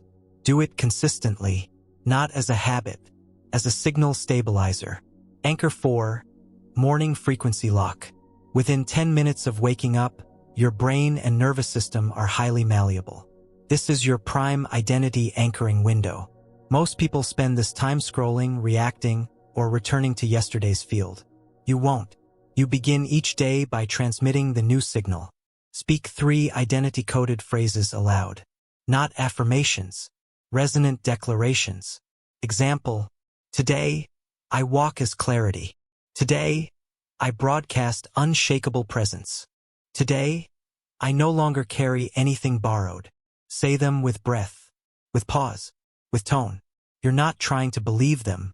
You're letting your system recognize them. This simple act locks the frequency before the external world can interrupt it. Anchor 5. Embodied non-negotiables. Anchoring requires action, but not for productivity. For field stabilization, identify 2 to 3 simple daily behaviors that express the new identity. Examples: drinking water slowly and mindfully if your new self radiates peace. Taking up more space in public if your new self signals authority. Making direct requests if your new self operates from sovereignty. These behaviors aren't for results. They're for rhythm. They act as identity anchors, pinning the new frequency into your day, again and again, until it becomes unquestionable. Anchor 6. Signal rehearsal under pressure. You must now train your field to hold under stress. This is the true test of anchoring. Anyone can radiate power in calm. Anchoring means holding coherence when life adds friction. You practice this by deliberately entering microstress environments, then staying in the new signal. Examples: speak slower in a fast meeting. Say no to a last-minute ask. Maintain calm body posture during conflict. You're training your system to stay expanded under pressure. This builds unshakable anchoring. Now that your identity is being anchored through body, breath, rhythm, space, and interaction. Next, we'll move the shift deeper down into your cells, your fascia, your nervous system memory. We're no longer talking about identity. We're making it biological. Your signal is becoming stable. The new identity is anchored through space, breath, behavior, and rhythm. But there's one layer left to complete the lock. Your body. Until the recode reaches your tissue, your posture, your breath default, and your movement, the transformation stays fragile. Because the body doesn't care what you think. It follows memory. And most identity memory is stored somatically, as cellular tension, physical reflex, posture habits, and muscle armor. This is where we turn frequency into flesh. This is embodied recode. Let's begin. Step 1. Identify your body's identity signature. Every identity pattern lives in your posture. Ask, where does your body collapse? Where does it hold tension? Where does it overextend? This tells the story. Example: shoulders rolled forward equals, I don't want to be seen. Locked jaw equals, I can't speak. Tight lower back equals, I must hold it all. Your body reveals the identity you've been unconsciously carrying. So scan, observe, don't correct, just notice. That's your current somatic signal. Step 2. Activate the future self posture. Now recall the frequency of your future identity. Not the behavior, the posture. Ask, how does that version of me stand? Where does that version of me hold breath? How does that version of me enter a room? Now mimic it, not to fake it, but to entrain your nervous system. Hold that posture for 90 seconds. Walk with it, speak with it, stretch into it. You're sending your body a command. This is the new truth. Step 3. Breath pattern override. Most identity loops are reinforced through unconscious breath patterns. Shallow breath reinforces urgency. Tight exhale reinforces suppression. Fast inhale reinforces panic. Now choose a future breath. Example: long, steady inhale through the nose. Brief hold. Full, slow exhale through the mouth. Stillness at the bottom. Practice this for 5 cycles when you feel your field wobble. This tells the nervous system, we're not collapsing. We're regulating into the new self. Step 4. Cellular sound encoding. Sound bypasses thought. It speaks directly to the field. Choose a single phrase that encapsulates your new identity frequency. Speak it aloud, with tone, pause, and resonance. Example: I stand as truth. I hold the signal. This is mine now. Let the sound vibrate in your chest. You're not saying it to convince your mind, you're embedding it in your cells. Step 5. Movement pattern realignment. Old identities live in how you move. Rushed, guarded, hesitant. Choose a new movement pattern that expresses your identity, fully and fluidly. This could be walking slower and more deliberately, moving your hands with more space when speaking, stretching open before calls or decisions, shifting your gaze higher and wider. This is not performance. This pattern retraining. Your body must begin to recognize this new rhythm as its default way of being. Step 6. End-of-day integration reset. Before sleep, re-anchor the embodied identity. Ask, where did I collapse today? Where did I hold? Where did I forget? Now speak or journal. That version of me is no longer in charge. This is the body I choose to live in now. Breathe. Feel the shift. Fall asleep in that signal. Sleep is integration time. The nervous system reorganizes overnight. Let your last imprint of the day be aligned. Once your breath, posture, tone, and movement consistently reflect the new signal, identity becomes cellular. You don't have to remember who you are anymore. Your body does. Now that the shift has moved from idea to frequency to behavior to biology. Next, we will access the most neglected source of true identity power, your shadow. Because the parts you've rejected are not holding you back. They're holding your unused potential. You've now anchored your identity into your body. Your breath, posture, voice, and movements are aligned with the new signal. You're no longer thinking your way into identity, you're living it physically. But even in this expanded state, you might still feel subtle resistance. A part of you that hesitates, doubts, sabotages, recoils. That isn't failure. That's your shadow. And it's not here to block your evolution. It's here to complete it. Shadow work isn't about fixing what's broken. It's about reclaiming the power hidden inside everything you've disowned, avoided, suppressed, or labeled wrong about yourself. This is the paradox. The parts of you you've tried hardest to escape are often the exact ones that hold your strength, your clarity, your magnetism. They are not against your future self. They are the key to it. Let's define it clearly. The shadow is not darkness. It's unintegrated energy. It's anything your nervous system learned was unsafe to express, and so it buried it. But buried doesn't mean gone. Every time you suppress an emotion, disown a trait, or reject a version of yourself, that energy doesn't disappear. It lives in your field. It shows up as projection, sabotage, emotional triggers, or energetic contraction. And until integrated, it will always limit how much power you can hold. Because a fragmented field can't stabilize frequency. Let's bring this into real practice. Step 1. Identify the part you've rejected. Ask, what emotion feels most unsafe for me to feel fully? What part of me do I secretly judge, hide, or feel ashamed of? Examples: the angry one, the needy one, the sexual one, the loud one, the lazy one, the selfish one. Name it, and then feel the energy of it. Not the story about it, but the charge. Where does it live in the body? How do you treat it when it rises? That's the shadow. Step 2. Acknowledge its original role. No shadow trait exists without reason. It was created to protect you. Maybe anger protected you from being overpowered. Maybe neediness was a call for connection that never came. Maybe selfishness was the only way you learned to claim space. You don't have to approve of the behavior, but you must recognize its original intelligence. That's how the shame begins to dissolve. You say, I see why you exist. You learned this to survive. You've been carrying weight I never acknowledged. This isn't indulgence. This is ownership. Step 3. Welcome it into your field, without letting it drive. Integration is not about unleashing your shadow recklessly. It's about including it without giving it control. You don't suppress. You don't act it out. You hold it. You allow anger without explosion. You allow grief without collapse. You allow desire without shame. You become the container, not the content. This builds power. Because when you can feel your full spectrum without resistance, your frequency becomes whole. No more energetic leaks. No more internal war. Step 4. Speak as the integrated identity.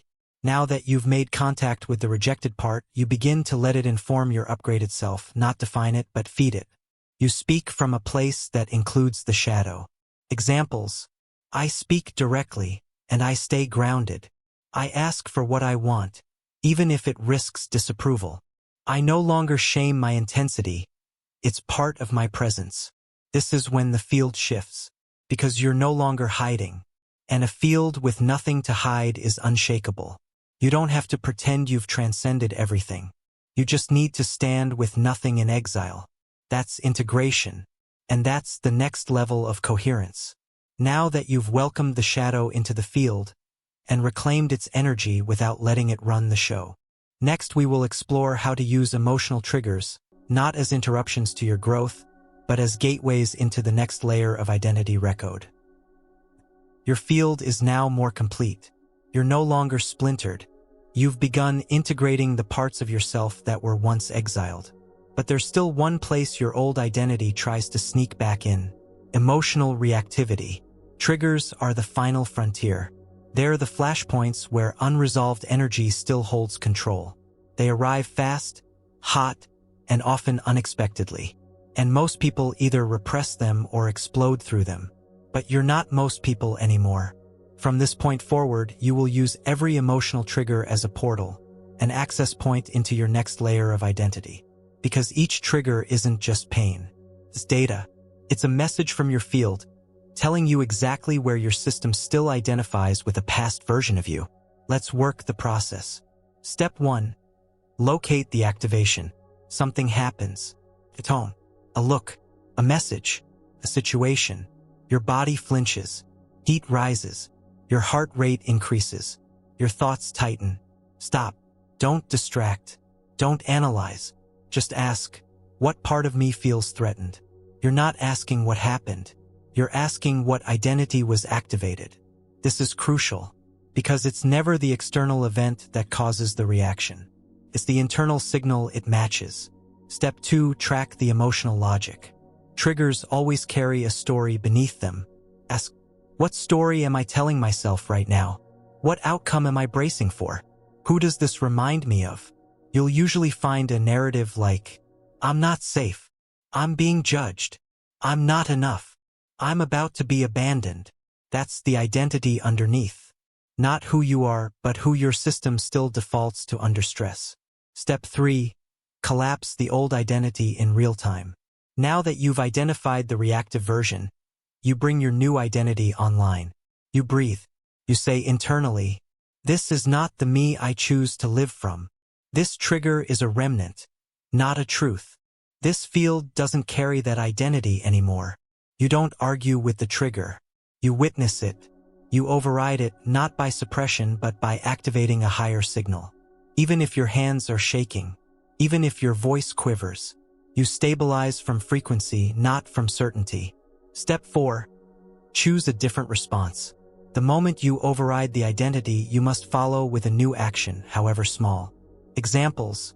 Instead of defending, you ask a calm question. Instead of retreating, you stay present. Instead of snapping back, you pause and breathe. This breaks the neurological association. And each time you break the chain, your field rewires. What was once a trigger becomes a signal enhancer. Step 5. Harvest the power. After the wave passes, reflect. Ask, what did I learn about my field today? What old story did I disrupt? What new part of me came online? You're no longer afraid of triggers. You use them. Each trigger is a coded invitation to rise.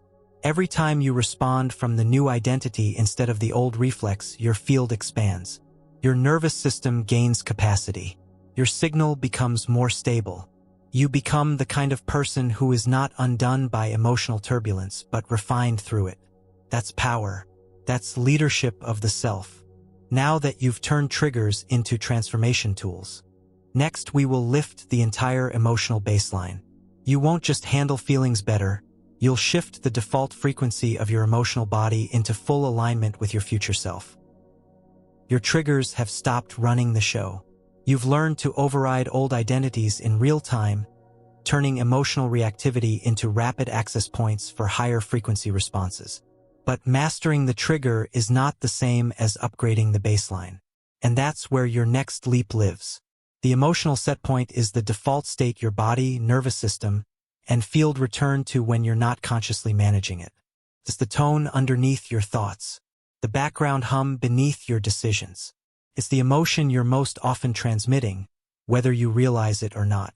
And that default determines your reality far more than peak states ever will. Because the field responds not to what you occasionally feel, it responds to what you live in. So now, it's time to do what very few ever do. Deliberately change your emotional base frequency. Let's walk it through. Step 1. Identify your current emotional default. Ask honestly, when nothing's going wrong, what feeling do I sit in? When life is still, what emotion fills the space? It might be low-level anxiety, subtle shame, quiet numbness, constant striving, unacknowledged sadness. It's not always dramatic. Often, it's so familiar that you think it's just how you are.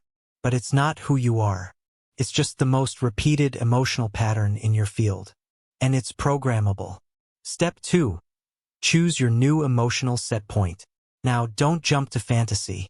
Choose a state your field already has access to, even if only in flashes. Pick one. Calm confidence, grateful aliveness, grounded clarity, expansive curiosity, gentle joy. This becomes your home frequency, your internal return to point. You're not aiming to feel this every second. You're training your system to default to it when unprompted. Step 3. Build neuroenergetic familiarity. Your current emotional baseline is familiar to your body. It has well-worn pathways in the brain and nervous system. To change it, you need to repeat the new state enough times that it becomes the body's preferred norm. So each day, for 3 to 5 minutes, sit still. Recall the new emotion. Find it in your breath. Let it saturate your body slowly. Anchor it with one repeated phrase. Example, emotion, calm confidence. Phrase, I'm safe here. You're not trying to force the state. You're inviting your system to feel at home in it. Repeat this daily for 21 days. No skipping. This is identity conditioning. Step 4. Rewire through response. Now you take the emotion into your real-world reactions. When something challenging happens, pause. Feel the old pattern rise. Ask, what response would match my chosen emotional baseline? Then act from that version. If you chose grounded clarity, you no longer react with panic. If you chose gentle joy, you no longer move through the day with resentment. If you chose confident calm, you no longer shrink in conversation. You're not just reacting differently. You're rehearsing the new emotional identity until it becomes default. Step 5. Clear competing frequencies. Every time you catch yourself spiraling back into the old default, do not shame it. That strengthens it. Instead, simply name it, this is not my home frequency anymore. This feeling is old code. Then return. Return to breath. Return to posture. Return to your phrase. This return becomes automatic over time. That's how emotional recoding works. Not through intensity, but through familiarity. Step 6. Broadcast from the new base. Once your system begins stabilizing in the new frequency, your field starts to organize around it. You'll notice less emotional volatility, faster recovery from stress, synchronicities that match your internal state, a general sense of rightness, even during uncertainty, because now you're not managing your emotional world. You're living in a new one. This is what most transformation work misses. They chase peak states but forget the baseline. But your power isn't found in how high you can go. It's in how consistently you stay grounded in the emotion that matches the life you want to lead. Now that you've restructured your emotional home frequency, next we will move into the true gatekeeper of quantum identity, your nervous system. Because no recode is stable if your body still believes the new signal is unsafe. Your emotional baseline has shifted. You've stopped living in reactivity. You've started broadcasting from choice. But underneath all emotion, all behavior, all frequency, is one final layer that decides everything: safety. And safety is mapped in your nervous system, not in your thoughts, not in your logic, in the way your body tracks threat, processes sensation, and chooses behavior moment by moment. Every decision you make, every response you have, every self-sabotage or sudden freeze, it's all rooted in whether or not your nervous system believes the signal you're holding is safe to live in. And here's the truth. Until your nervous system is recoded, your identity shift will always feel temporary, because the body always chooses survival over expansion. But survival can be redefined. This is nervous system alchemy, transforming your internal safety map so that your new identity becomes the safest place to live. Let's work the process. Step 1. Understand your default response mode. There are 4 primary nervous system responses: fight, flight, freeze, fawn. Each of these develop to protect you, but when they become your default map, they limit how much expansion you can hold. Ask, when I feel pressure, do I push harder, fight? Do I escape, distract, overthink, flight? Do I go numb or shut down, freeze? Do I people please, over-apologize, merge, fawn? Identify your most frequent reflex. This is your current safety map, and it's what your field uses to decide how much power, visibility, love, or abundance it can tolerate. Step 2. Pair the reflex with a somatic pattern. Each nervous system response has a physical expression. Fight, jaw tension, clenched fists, rigid posture. Flight, bouncing knees, shallow breath, fast pacing. Freeze, slumped shoulders, stillness, blank stare. Fawn, tilted head, tight throat, soft voice. Observe. Where does your body go? Don't try to change it. Just track it with precision. You're mapping your auto-signal pattern. Step 3. Create a new safety anchor. Now you choose a body-based action that tells your system, this moment is safe. Examples: fight dominant, relax your jaw and open your hands. Flight dominant, slow your steps and take wide, steady breaths. Freeze dominant, shake your body gently and blink fast. Fawn dominant, speak a boundary sentence out loud. This creates a pattern interrupt, not at the mind level but at the reflex level. Each time you do this, your body learns, I can hold this situation without running old survival code. Step 4. Stabilize new safety through microstretching. Your nervous system doesn't recalibrate through extremes.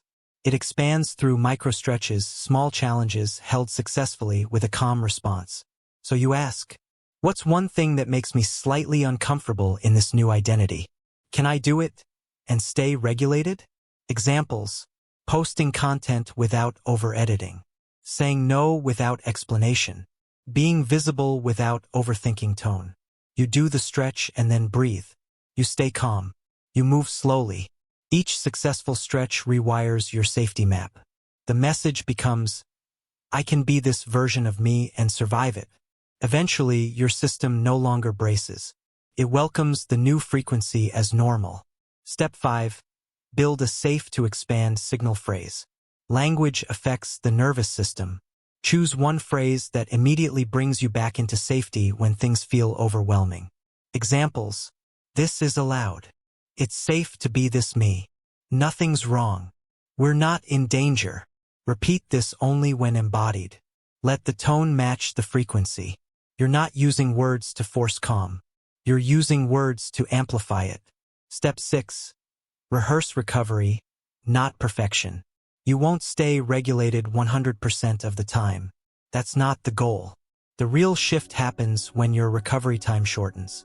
You get triggered, and instead of spiraling for days, you come back in minutes. You return faster. You stabilize easier. You respond from the new signal, not because it's perfect, but because it's familiar. That's nervous system alchemy. You've redefined safety. And once safety is redefined, your entire field becomes available for sustained transformation. Now that your body no longer treats your expansion as a threat. Next, we will explore how the quantum field begins to respond. Not from force or action, but through subtle resonance. You'll stop chasing and start magnetizing. Your nervous system is no longer wired for contraction. You've built a map that tells your body, expansion is safe now. You've stabilized frequency not just in theory, but in sensation, behavior, and breath. Now the field begins to listen, because once safety is secured internally, the external no longer needs to be forced. You stop pushing. You stop efforting. You stop trying to control everything manually. And instead, the field begins to respond. Not randomly, not magically, mechanically, lawfully. This is not wishful thinking. This is how signal-based reality works. The quantum field is not reacting to your hustle. It's not responding to your intentions, your mood swings, or your affirmations. It's responding to the coherence of your broadcast, the consistency and clarity of your dominant identity frequency. This means one thing: you don't attract what you want. You attract what you are now stable enough to hold. Let's make that practical. Say you're transmitting the frequency of relaxed confidence. That signal carries no grasping, no anxiety, no split energy. The field mirrors that with aligned opportunities, conversations that match your clarity, and outcomes that don't require chase. But if your signal wobbles, if you broadcast confidence on Monday and desperation on Tuesday, the field doesn't know what to do. It reflects static. Not because it's punishing you, because it doesn't interpret intentions. It responds to coherence. So how do you make the shift from effort to response? Step 1. Stop measuring progress by output. Efforting identities obsess over results. They track progress by numbers, speed, approval, or control. But once you enter field alignment, the metric becomes resonance. You start asking, does this action match my signal? Is this expression clean or compensating?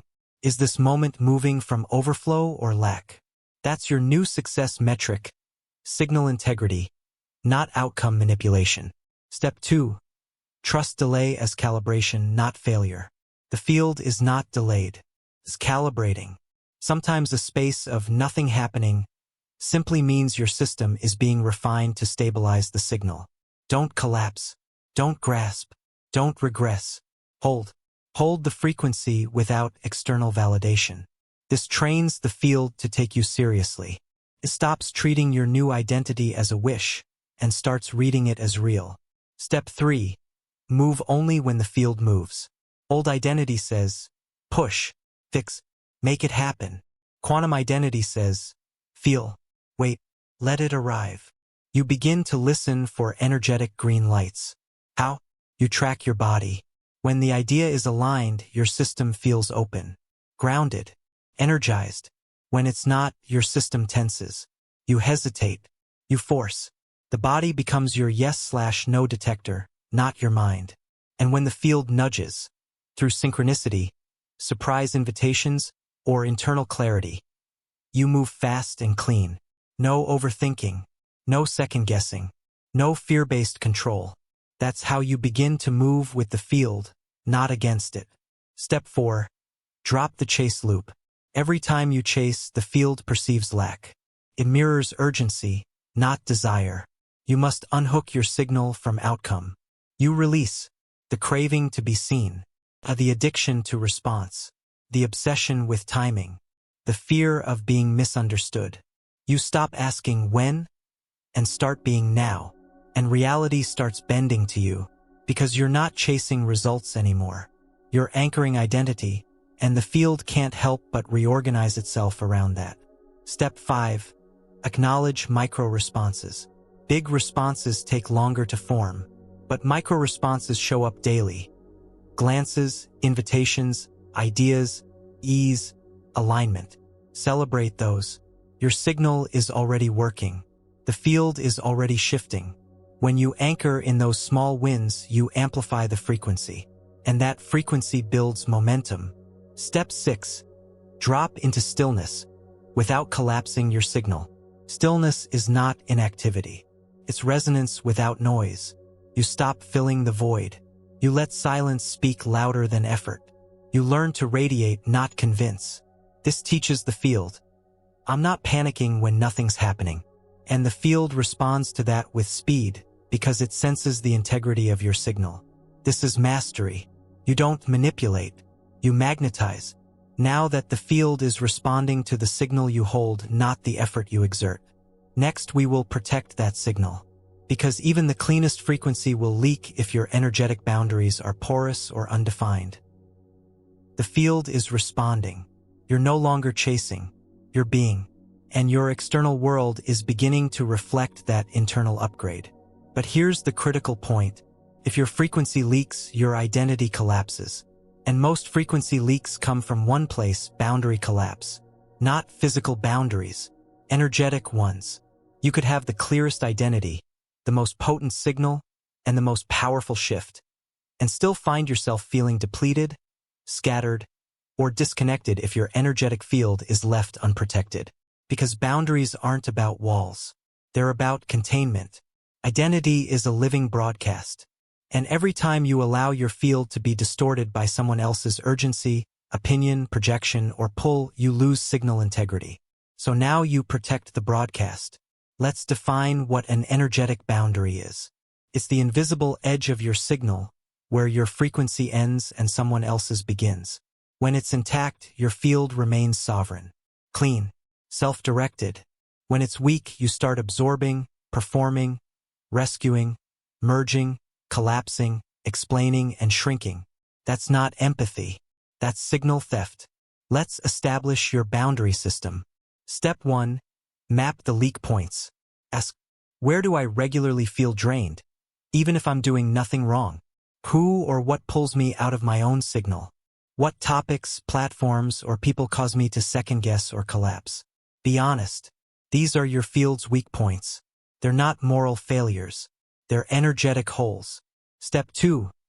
Set internal permissions, not external defenses. Boundaries begin inside. You don't start by telling others what they can't do. You start by telling your field, I no longer open my system to misalignment. I don't owe responses that cost my coherence. I am allowed to choose stillness over explanation. These permissions create inner walls, not to block connection, but to preserve clarity. Step 3. Withdraw rescue energy. One of the most common leaks comes from trying to manage other people's emotions. This could look like preemptively softening your message, holding back truth to avoid discomfort, taking responsibility for someone else's reaction. Every time you do this, you broadcast instability. So the new rule becomes, I hold clarity. What they feel is their field's responsibility. This doesn't make you cold.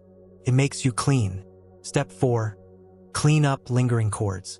Every unresolved interaction leaves a trace, a residue in your field.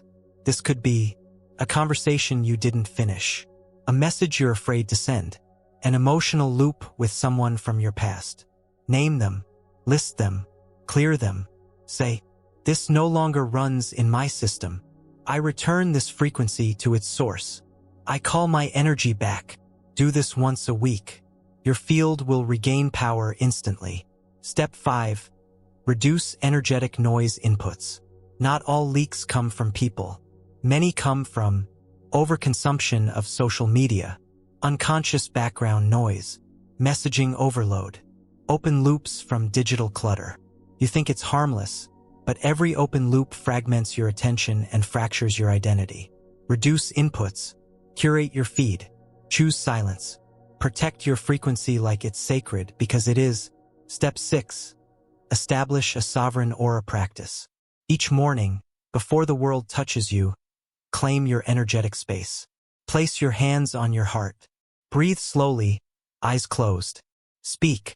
This is my field. Command it. I define what enters. I decide what stays. Let that echo through your system. Because identity is not a role. It's a signal. And the cleaner the signal, the stronger the broadcast. Boundaries make the broadcast stable. No more leaking to gain approval. No more explaining your shift. No more absorbing chaos from people who refuse to stabilize their own field. You hold. You contain. You walk clear. Now that your energetic architecture is protected, your recoded identity becomes sovereign. Not just consistent, but untouchable. Next, we move beyond identity into the singularity of awareness itself, where even the upgraded self is seen from a deeper witness point. You've built a sovereign field. You no longer leak frequency to misalignment. Your signal is held with clarity, and the quantum field is responding. But now comes a deeper threshold, one that most never cross. It's the moment where you stop identifying with even the recoded self. Not because it's false, but because it's still a construct.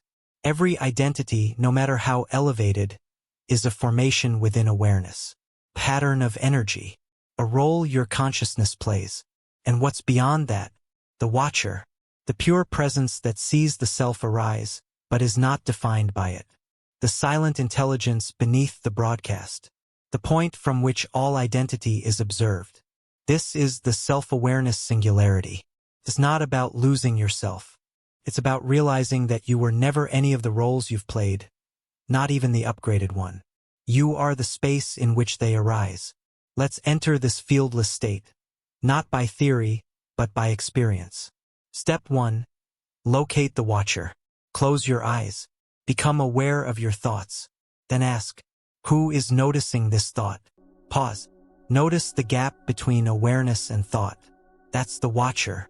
It has no opinion, no identity. It simply notices. Now ask, can the watcher be triggered? Can the watcher be offended? Can the watcher fail? No, because the watcher is formless awareness. It sees all identity but is not bound by any of it. You've just met the pure witness. Step 2. Disidentify from all traits. Now list 5 traits you've claimed, even the positive ones. Confident, magnetic, grounded, focused, powerful. Then ask, am I these traits, or are these traits arising within awareness? Feel the difference. You're not erasing them. You're remembering that they are expressions, not definitions. You've been observing from identity. Now you're observing identity itself. Step 3. Watch the identity loop unwind. When you're in pure witnessing state, something strange happens. Old identity patterns begin to dissolve without resistance. Why? Because what resists is the identity itself. But the watcher doesn't resist. It watches. And in that space, patterns lose momentum. So next time you feel triggered, say internally, let's watch what this part of me wants to do without becoming it. That simple awareness collapses the pattern's charge. You don't manage. You don't fix. You simply see. Step 4. Let thought pass without attachment. Thoughts will arise. I'm not doing enough. They don't see me. This isn't working. Watch them. Say, that's a thought, not a fact. Let it move. Let it exit. This trains your system to stop fusing with internal noise. And that's the beginning of peace. Not quiet, not numbness, just non-attachment. Step 5. Sit in the gap between identity pulses. There are moments, small at first, where no self is being performed. You're not the achiever. You're not the teacher. You're not the visionary. You're just still. This gap is the singularity. Let yourself sit in it. Not to analyze, not to name, just to be aware of being aware. Even a few seconds here rewires your entire field. Because once you realize that you are not your identity, but the awareness behind it, you can express anything without being owned by it. That's the most powerful position you can occupy. Step 6. Return without reattachment. After witnessing the watcher, you re-enter identity, as choice, not default. You say, now I'll play the role of clarity. Now I'll speak as power. Now I'll express love. But you don't forget that these are frequencies you run, not labels you are. This frees you, because now no part of identity can collapse you. You're not here to perfect the self. You're here to master its expression, and remain unshaken in your awareness of what watches it all. Now that you've seen what watches even your upgraded self arise and dissolve, next we'll enter the realm of stillness beyond thought, where identity resets itself without effort, noise, or naming. A fertile emptiness where the signal clears and realigns naturally. You've reached the singularity of self-awareness. You've stood in the place that watches all roles without needing to fix or attach. Now we enter the space beneath even that, the void field, the raw space beyond thought, concept, and identity. This is not just emptiness. This is creative reset. It's where the old self dissolves without instruction, where frequency rebalances without strategy, where the identity recode happens automatically because there's nothing left to resist. This is not doing. This is being in silence so fully, your system remembers what you actually are before name, story, role, signal. Let's go. Step 1. Remove input. Prompt nothing. Set a timer for 10 minutes. Sit or lie down. No music. No journal. No asking. No visualizing. Just stillness. Notice every urge to fill the space. To think. To plan. To seek. You're not wrong for noticing it. But now you do nothing with it. This is the space of pure recode. Because without input, your nervous system begins to reorganize into its natural harmonic state. No prompt required. Step 2. Let the mind discharge without chase. Thoughts will rise. Let them pass like weather. Do not follow. Do not argue. Do not respond. Each time you choose non-engagement, your identity field unwinds. Why? Because the only thing keeping identity in place is your attachment to the story. Silence breaks that attachment. Gently, consistently, completely. Step 3. Feel the body without interpreting it. Let your awareness drop into sensation. Where is there pressure? Where is there heat? Where is there stillness? Do not label. Do not seek meaning. Just feel. This drops your signal out of the mental field and into the energetic terrain of the body. That's where true recoding happens. Step 4. Let identity fade and return on its own. There's a point, perhaps subtle, where your mind quiets. Your self-concept loosens. Your preferences dissolve. You're not trying to hold a frequency. You're just there, present, unnamed. This is where the deepest clearing occurs. Old codes lose their grip. False loops exit. You reset not by intention but by absence of noise. And when identity returns after this, it does so cleaner, lighter, truer. Because it's no longer compensating. Step 5. Practice microstillness throughout the day. You don't need an hour of meditation. You need moments of no thought, in between conversations, during transitions, before speaking. You pause. You let the mind rest. Even 5 seconds of pure stillness multiple times a day rewires the field faster than constant doing. This teaches your system, I don't need to perform to exist. I don't need to think to be. I don't need identity to radiate coherence. That's the reset. Step 6. Let silence become a power source. Eventually, silence isn't a break from transformation. It becomes the source of it. It restores energy. It recalibrates signal. It amplifies clarity. And the more you return to it, the less effort it takes to stay in your chosen identity. Because your baseline becomes empty and full at once. Empty of distortion. Full of signal. Now that you've experienced identity reset through silence, not by trying to hold anything, but by releasing everything. Next, we'll take that expanded field into the dream realm. You'll program identity in altered states where resistance is lowest and rewire from the level of subconscious structure. Your waking field has shifted. You've touched the silence where identity rebalances itself. You've watched thought lose power. You've entered the stillness beyond form. Now we move into a dimension that's often ignored but always active. The dream state. Your conscious mind rests, but your field remains programmable. And when your resistance is low during theta and delta states, you gain direct access to subconscious patterns. This is where the deepest recode becomes automatic. Because while the mind sleeps, the gate to pure signal is wide open. Let's make one thing clear. You're not trying to control dreams. You're using the pre-sleep and dream window to seed your field with the version of you that already exists. Then letting the quantum mechanism of the body and brain do what it does best, organize around the most dominant frequency. Let's build this portal. Step 1. Set the recode window. The 20 minutes before sleep is your identity installation zone. Most people waste it. They scroll, ruminate, think in loops. But in this space, your brain shifts into theta waves, opening subconscious access. You will now treat this window as sacred code time. No external input, no screens, no questions, just recoding. Step 2. Choose the signal you're sleeping into. Don't list goals. Don't visualize steps. Instead, pick one identity phrase that fully matches the self you're becoming. Examples. My field holds certainty. I'm the source of safety. I speak and the world shifts. I don't chase, I calibrate. You're not just thinking it. You're letting it saturate your system.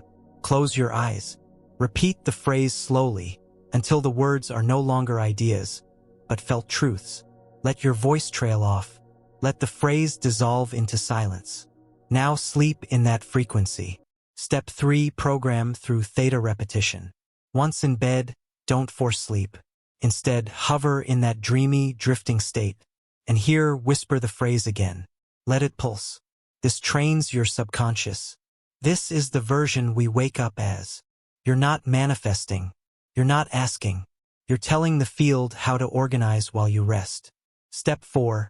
Use symbolic anchors for identity stabilization. Your subconscious doesn't speak English. It speaks symbol and repetition. So choose one visual symbol that matches your new self. A mountain for stillness. A golden circle for sovereignty. A bright current for clarity.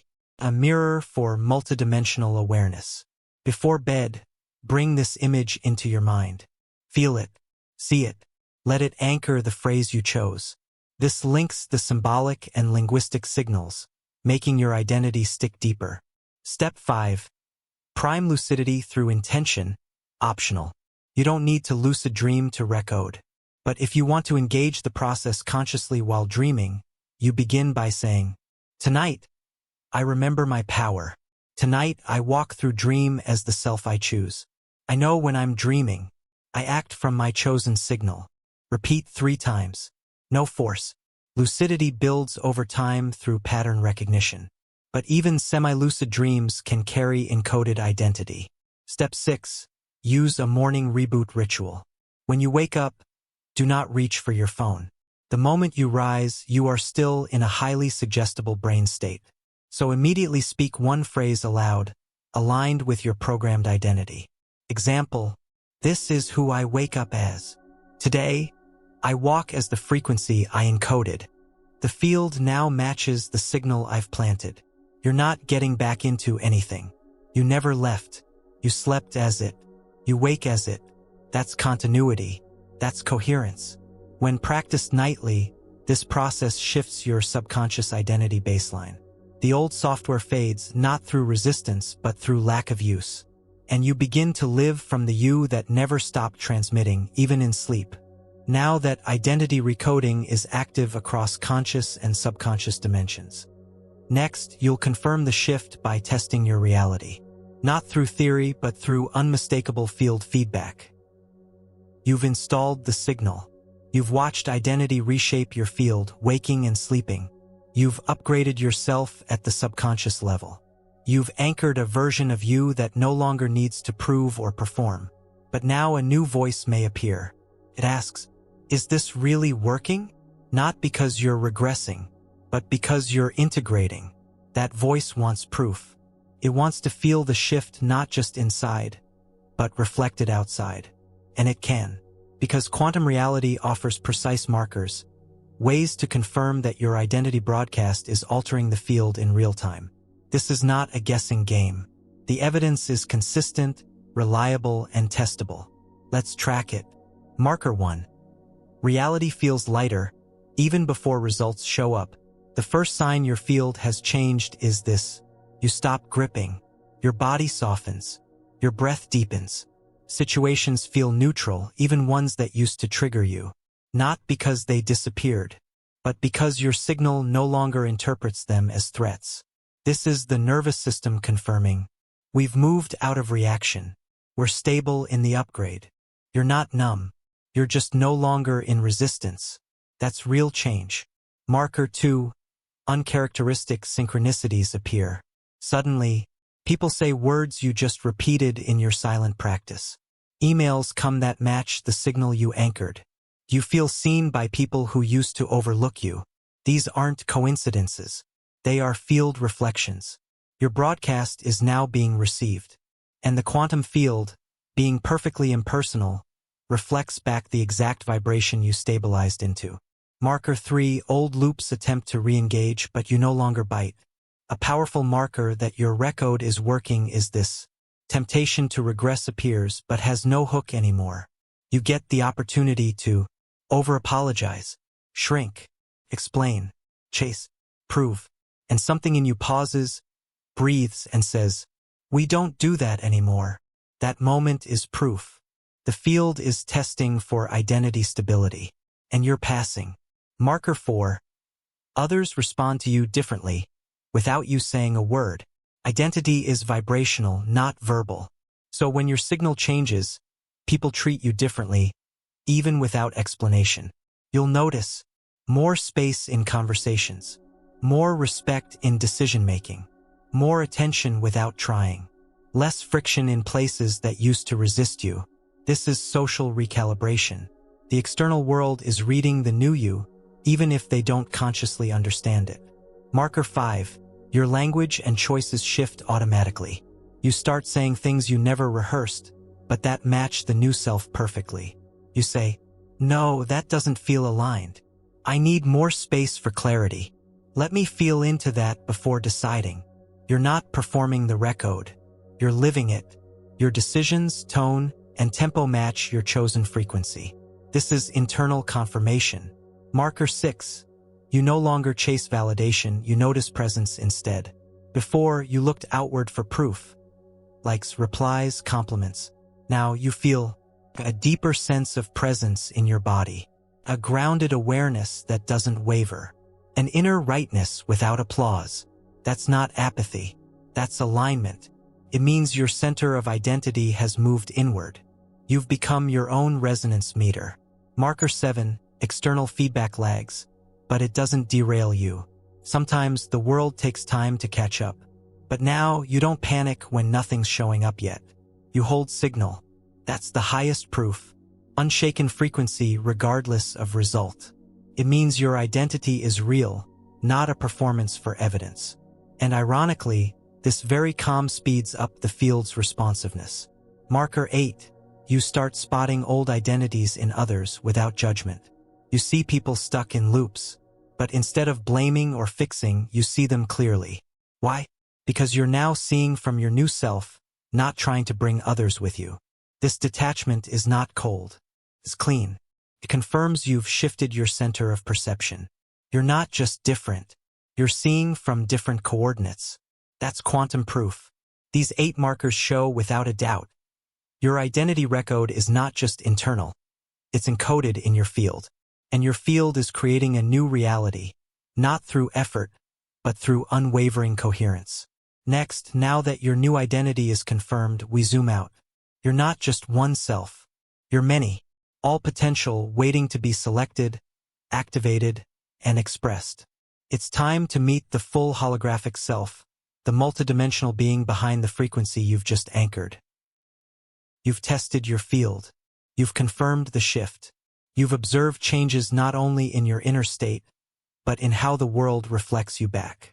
But now we go meta, because even this upgraded self, the one you so deliberately recoded, is not the full picture. It's just one expression within something vastly more expansive, your holographic self. This is not a metaphor. It's how reality works. A hologram, when broken into pieces, still contains the whole image within each fragment. And your identity operates the same way. You are not a single self. You are a field of identities, an entire matrix of versions, archetypes, expressions, and timelines all nested within a unified source signal. Most of your life, you were taught to find who you are. But in the quantum model, the real freedom comes when you realize you were never meant to be just one thing. You are the chooser of signal, the selector of self, the broadcaster of whichever frequency your moment requires. Let's unpack what this means. Step 1. Recognize identity as nonlinear.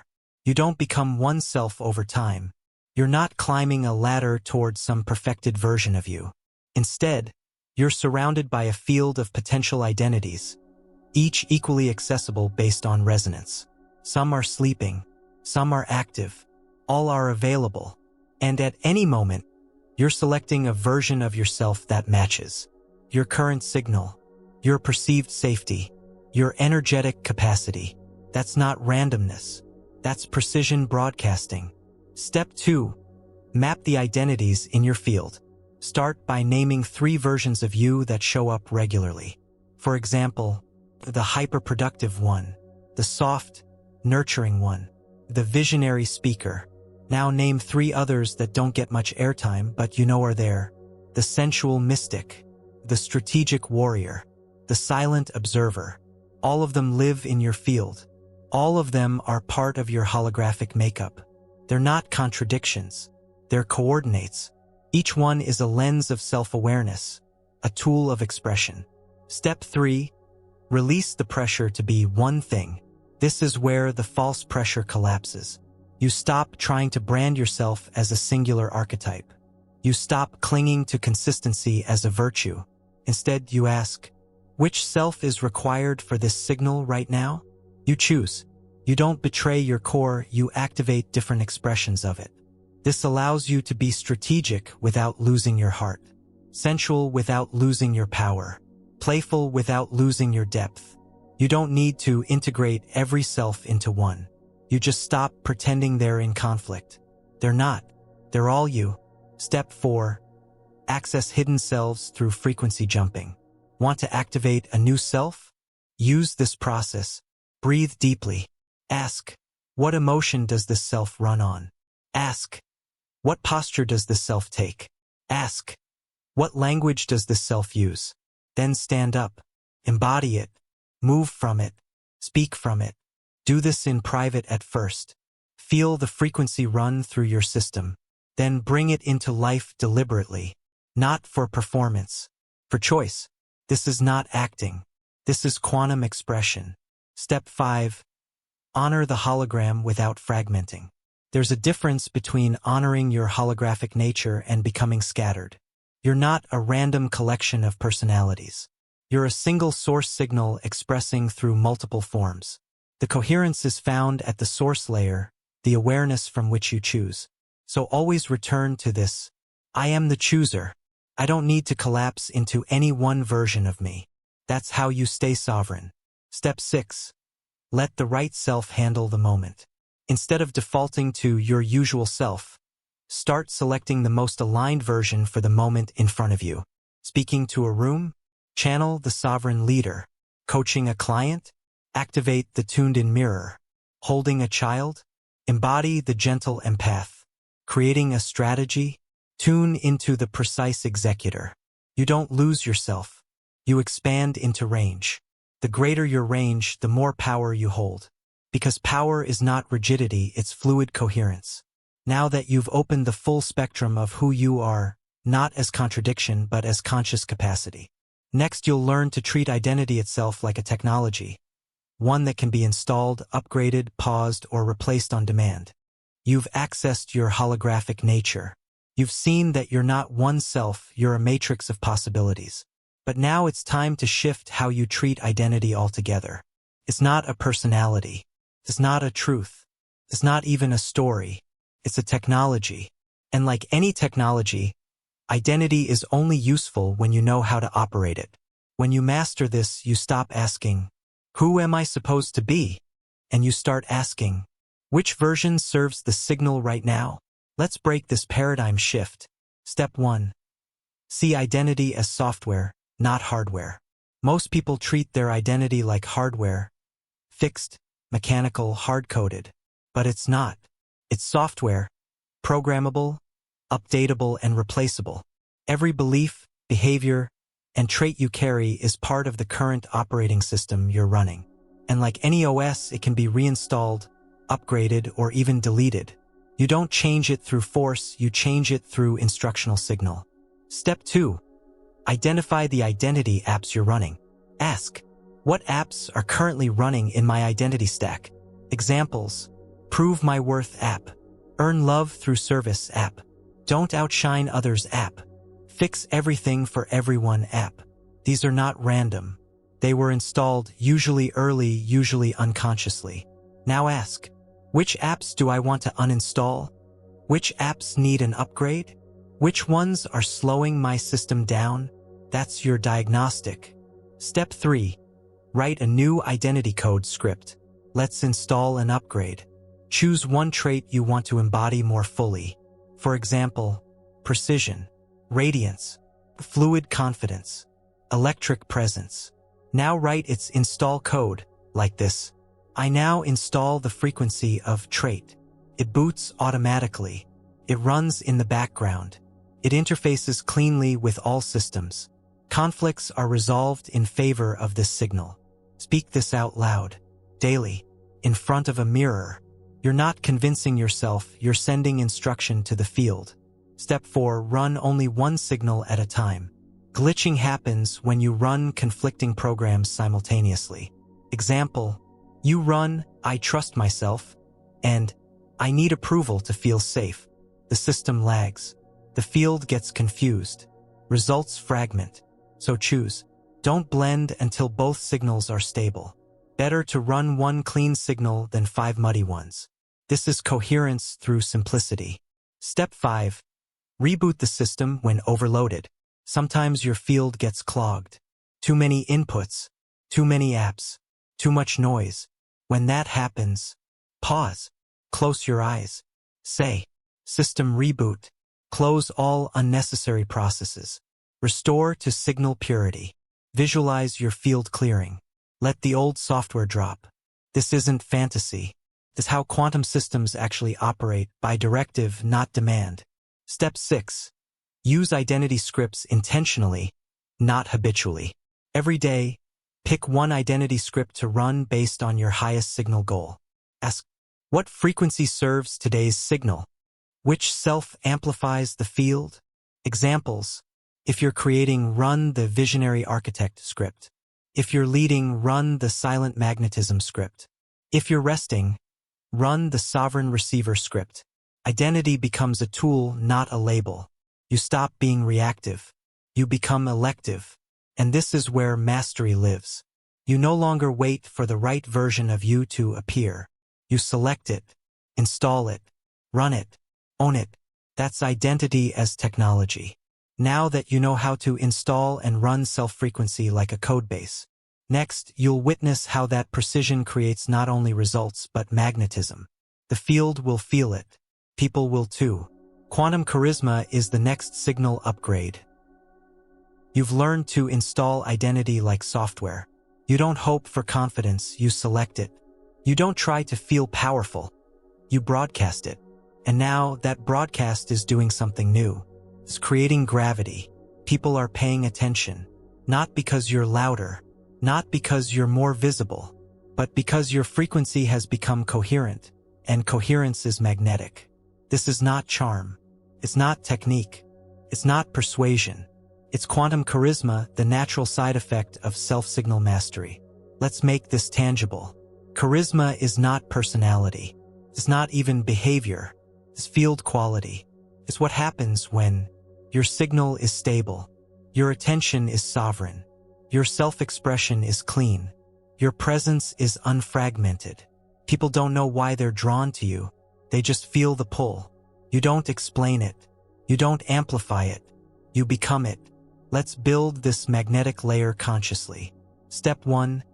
Shift from output to presence. Most people try to be charismatic by projecting more, louder voice, bigger energy, stronger gestures. But true magnetism comes from amplified stillness. You become more you, not more performance. Charisma lives in the pause between words, the clarity of intention, the clean edge of your gaze. So begin here, reduce output, increase presence. Say less, mean more. Your silence will carry more voltage than most people's noise. Step 2. Let attention flow inward first. Most people project their attention outward, trying to manage reactions, anticipate responses, read the room. But magnetic presence happens when your attention settles in your own field. You stop chasing attunement. You become the tuning fork. Practice. Place awareness behind your eyes. Let attention drop into your chest. Feel your field expand without reaching. You don't pull people in. You let them orbit you. Step 3. Speak from energy, not information. Charisma is not what you say. It's what your energy does to the room. So before you speak, ask, what frequency do I want to transmit? Then speak from that signal, not just to deliver content. You can say anything, but when it comes from a calibrated source, people feel it more than they hear it. This is resonance-based communication. Step 4. Eliminate identity leakage. Nothing repels like incoherence. When your words say one thing but your energy says another, people feel the glitch. Charisma demands congruence. So eliminate the following leaks. Self-deprecation masked as humor. Apologizing for your clarity. Over-explaining your confidence. Seeking validation in subtle ways. You don't need to be perfect, but you do need to be self-consistent. Clean signal is rare. That's what makes it magnetic. Step 5. Stand in frequency, not opinion. Charisma doesn't argue. It doesn't defend. It doesn't convince. Because it doesn't need to. When you speak from anchored frequency, your words carry silent authority. This doesn't mean you dominate. It means your presence says, I am speaking from lived truth. I don't need agreement to stabilize my field. That tone is unmistakable. People listen, not because you're right, but because you're real. Step 6. Magnetism through relaxed certainty. The most potent energy you can carry is relaxed certainty. Not forced, not aggressive, not inflated. Just quiet, grounded surety in who you are and what you stand for. This makes others feel safe even when they don't agree. You don't have to push, because presence pulls. Step 7. Be comfortable with being felt. Here's the paradox. The more magnetic you become, the more people feel you, sense you, react to you. That means more eyes, more projections, more attention. And many sabotage their signal at this stage by shrinking, deflecting, or apologizing. Don't. Breathe into it. You're not being too much. You're just being fully you, and the field is responding. Let it. Step 8. Let your field speak first. Before you say a word, your energy introduces you. So calibrate before you walk in. Pause. Anchor. Speak to the field. I am the signal. I carry coherence. I radiate clarity. Walk into rooms not hoping to be liked, but transmitting a signal so clean that others naturally calibrate to it. This is not confidence. This quantum influence. Now that you've unlocked the frequency of silent attraction, not as a tactic, but as a byproduct of self-mastery. Next, you'll use that power to influence others, not through effort, but through pure radiated leadership. You've activated quantum charisma. People feel your signal. You're no longer trying to get attention. You're commanding it through pure coherence. But now we move from personal magnetism to something even more potent. Leadership through frequency. This is not about title. It's not about control. It's not even about vision. It's about what happens when your stabilized identity field begins to recode others, not by instructing them, but by simply being you. This is silent leadership, passive transformation, radiated influence, and it begins the moment you realize, I don't need to tell people how to change. My field makes it feel safe to change. Let's unpack this. Step 1. Understand field-based influence. Every person you encounter reads your frequency before your words. If your signal is calm, grounded, clear, embodied, then you give others permission to mirror that. You don't need to tell them what to be. You just show what's possible. And their system picks it up. That's passive transmission, the highest form of leadership. Step 2. Stop overteaching, start overbeing. Most leaders think they need to explain more, fix more, offer more. But what your team, clients, and community need most is your stabilized frequency. Less advice, more clarity, less talking, more example. Before you speak, ask, am I embodying what I'm about to say? If yes, say it. If not, anchor it first. People don't follow what you teach. They follow how your field makes them feel. Step 3. Let your nervous system regulate the room. When your own system is calm, grounded, and expansive, you become a co-regulation source for others. They breathe deeper around you. They feel safer. They drop defenses. That opens them. So in every room, become the nervous system that others can lean on without saying a word. Leadership is energetic stability, not verbal dominance. Step 4. Collapse their old identity by holding the new one. Most people are stuck in identity loops. When they interact with someone who doesn't recognize that loop, the old identity begins to break. So don't speak to the version of them that's stuck. Speak to the version of them you see in your field. Hold it. Reflect it. Speak as if it's already real. They'll feel the dissonance. and rise into coherence. That's transformation through perception. Step 5. Protect the purity of your signal. Your influence is only as clean as your signal. So don't dilute it to be liked. Don't soften it to avoid discomfort. Don't shrink it to match others' limitations. You're not here to reflect their past. You're here to radiate a future frequency, one they didn't know was possible until they felt it in you. Hold that standard silently. Step 6. Invite, don't convince. Quantum leadership doesn't chase. You don't try to make them get it. You broadcast clarity. You allow resonance. If they're ready, they feel it. If they're not, you stay still. That stillness is more magnetic than any pitch. Because leadership isn't force. It's field invitation. Step 7. Own your influence without attachment. You will influence others, deeply, sometimes permanently. But let go of how it looks. You may not get credit. You may not see the outcome. You may not hear the thank you. Doesn't matter. You're not leading for praise. You're leading because your frequency can't help but uplift. That's clean leadership. Step 8. Radiate possibility, not pressure. People open around you when they sense. No agenda. No judgment. No pressure. Only frequency. Only example. Only coherence. You become a living portal, and others recalibrate in your presence. Not because you told them to, because your signal whispered, "There's a different way, and I'm already walking it." Now that your presence is transforming others, simply by being stabilized in your signal. Next, you'll see why manifestation becomes inevitable. You no longer need goals or tactics because outcomes begin to lock onto your identity like gravity. You've stepped into magnetic leadership. Your field transforms others without trying. Your signal is stabilized. You are walking coherence. And now, manifestation becomes something entirely different.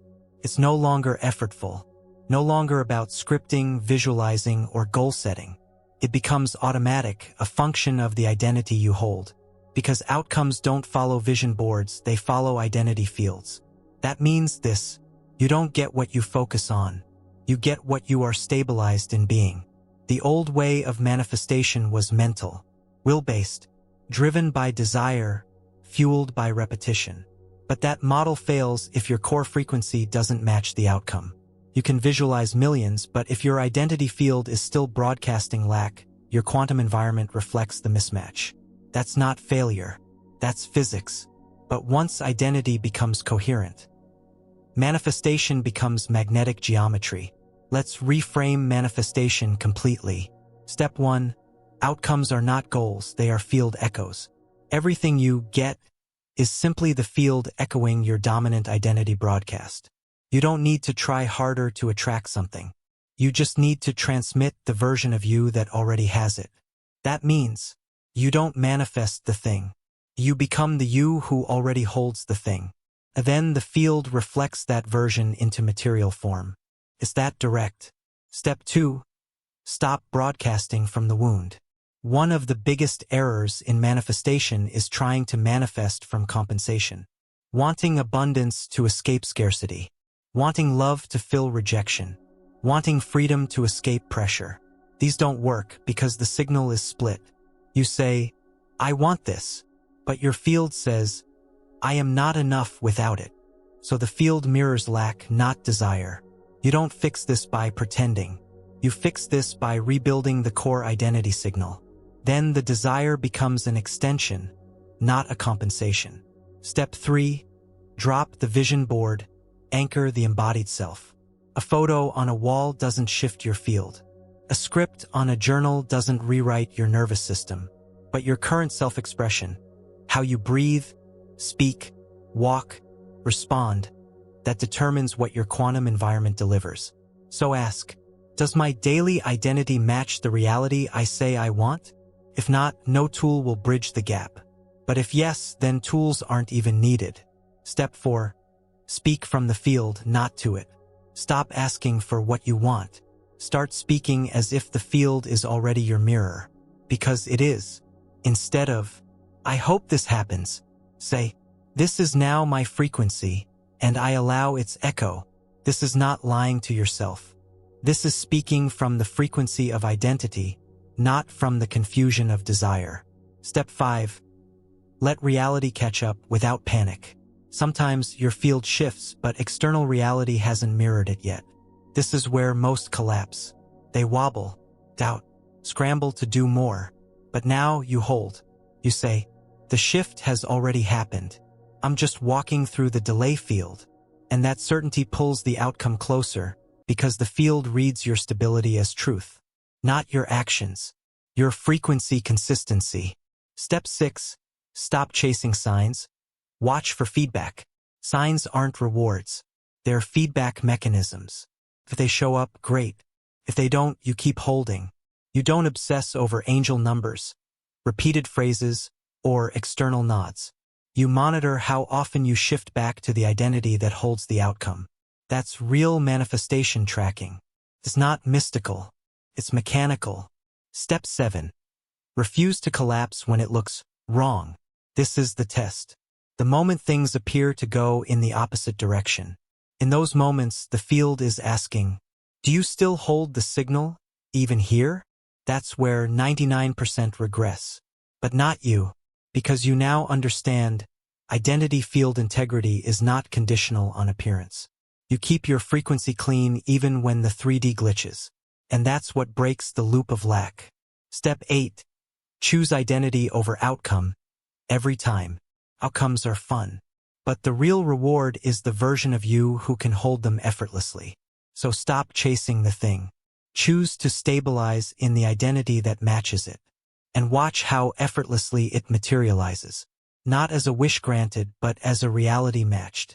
Now that manifestation has become a side effect of coherence, and not an emotional performance. You're ready to understand something deeper, why this identity work never truly ends. Because even this version of you, the one creating from pure frequency, will collapse eventually. Not as failure, but as evolution. You've manifested outcomes through identity. You've stopped chasing. You're calibrated. The field reflects you, not your effort. And yet you feel it again. A crack, friction, a subtle misfit between who you are and who you're becoming. That's not a regression. It's an identity collapse cycle. And it's not a problem. It's a signal. Every version of self, even the upgraded one, is temporary. Because consciousness wants to keep expanding. This chapter teaches you how to recognize, navigate, and leverage identity collapse as a mechanism of accelerated evolution. Let's dismantle the fear. Step 1. Expect collapse. It's proof you've outgrown the role. Collapse isn't crisis. It's a signpost. Tells you, the identity that got you here can't take you further. That's not punishment. That's the field creating vacuum space for new self-selection. And if you resist it, you prolong it. But if you surrender to it, you evolve faster than logic could explain. Step 2. Spot the signs of pending collapse. Before an identity collapses, the signals are clear. Things that used to feel aligned now drain you. Results stop matching your effort. People respond to you as if you're stuck, even when you're not. Your routines lose resonance. This doesn't mean you're broken. It means your current self is no longer relevant. Your frequency is already shifting. Your identity just hasn't caught up. Step 3. Don't rush to rebuild. Sit in the gap. Collapse creates space, a moment of unknowing. Most people rush to fill that space. New goals, new strategies, new self-definitions. But the real evolution happens when you allow the gap. In the stillness after identity dies. Let the system quiet. Let the old dissolve fully. Only then can you hear the next true frequency. Step 4. Watch for grief. It means the upgrade is real. Sometimes you'll grieve identities you liked. Versions that felt powerful, successful, loved. That's normal. Let yourself feel the ending. Not as loss, but as completion. That emotional integration allows the next version of you to arrive fully. Without residue. Without attachment. Step 5. Stay curious about the new self emerging. The next self doesn't come with a business card. Comes as new desires, strange ideas, unexpected words leaving your mouth, shifts in what feels attractive. Don't try to name it yet. Just listen. Let your system acclimate to the new signal without trying to define it. Step 6. Let the field show you the upgrade. When the new identity locks in, reality adjusts again. New people enter. Old dynamics fall away. Synchronicities feel next level. You act differently without effort. That's confirmation. You didn't decide who to be, you allowed the next version to install itself. This is evolutionary identity work. Step 7. Honor the cycle, don't freeze in the peak. Many try to preserve the version of themselves that worked. They hold onto the peak performance era, the magnetic phase, the most loved version. But evolution doesn't care. It collapses even the best identities. Why? Because there's always more range to access, more resonance to hold, more consciousness to embody. If you freeze the peak, you stunt the expansion. Let it die. Step 8. Make collapse part of your recode rhythm. Collapse is no longer an accident. It becomes part of your growth system. You stop fearing the friction. You start tracking it like a signal. Oh, I'm feeling the stretch. Something's ending. Let's listen. You don't panic. You prepare. You release. You allow the new self to enter clean. Now that you've seen identity collapse not as breakdown but as built-in evolution. Next, we enter the moment beyond method where recoding becomes irrelevant because you no longer do it. You are it. You've ridden the wave of collapse. You've watched versions of yourself fade, even the powerful ones. You didn't panic. You didn't rush to rebuild. You listened. You allowed. And something subtle but profound has happened. You're not recoding anymore. You've become the recode. There's no longer a gap between the identity you're choosing and the one you're living. There's no longer a split between doing the work and being the work. The method is dissolving. The tools are quiet. The language is softer. Because the upgrade is now default. This chapter is about recognizing this shift and learning how to live from it without destabilizing it by trying to manage it. Let's bring this home. Step 1. Recognize the disappearance of inner effort. There comes a moment when you stop tracking your frequency. You stop checking your alignment. You stop reciting affirmations. You stop running mental checks. Not because you're off track, but because the field has internalized the signal. What was once conscious is now automatic. You've reprogrammed your baseline. That's not laziness. That's embodiment. Step 2. Observe identity expressing without intentionality. Watch how you now set boundaries without planning to, say no without guilt, speak clarity without overthinking, move with calm decisiveness. You're not performing identity. You're not maintaining signal. You're simply expressing your core frequency as naturally as breath. That's not a trick. That's the signal becoming structure. Step 3. Stop measuring progress. You're already the proof. When you're in this phase, the need to measure vanishes. You no longer ask, is this working? Am I evolving fast enough? Do I feel aligned today? You don't track. You don't test. You just move as coherence. The presence you carry is the result. You've become the answer to the questions you used to ask. Step 4. Let others reflect what you no longer need to confirm. You'll notice people say, you've changed. You seem clearer. You walk differently. Something about you feels different. These aren't ego boosts. They're echoes, reflections from the external field that your internal field has settled. You no longer require that feedback, but it shows up anyway. That's the paradox of wholeness. Step 5. Resist the urge to intervene. Sometimes you'll feel the old urge to tweak, to optimize, to reprogram something that isn't broken. But you're not in repair mode anymore. You're in maintenance-free coherence. Let it be. There's nothing to fix in this space. And trying to optimize what's already flowing creates unnecessary friction. Step 6. Trust that silence is power. You may speak less now. Pause more. Feel less need to explain. That's not disconnection. That's density of presence. The less you say, the more is felt. People will mirror that. You'll notice meetings go deeper, faster. Conversations shift from chatter to core. Relationships recalibrate toward sovereignty. because you carry no signal noise. Step 7. Recognize the new mode, transmission, not transformation. You're not transforming anymore. You're transmitting. You don't change yourself, you hold a frequency so clear that the environment shifts. This is quantum stabilization. You don't need to hold the signal anymore. You are the signal. Step 8. Release the identity of the one who does the work. This is a sneaky one. Many get stuck in the identity of being the one who's healing, the one who's evolving, the one who's always recoding. But now that identity itself has outlived its purpose. You're no longer working on self. You've merged with self. You can let that go.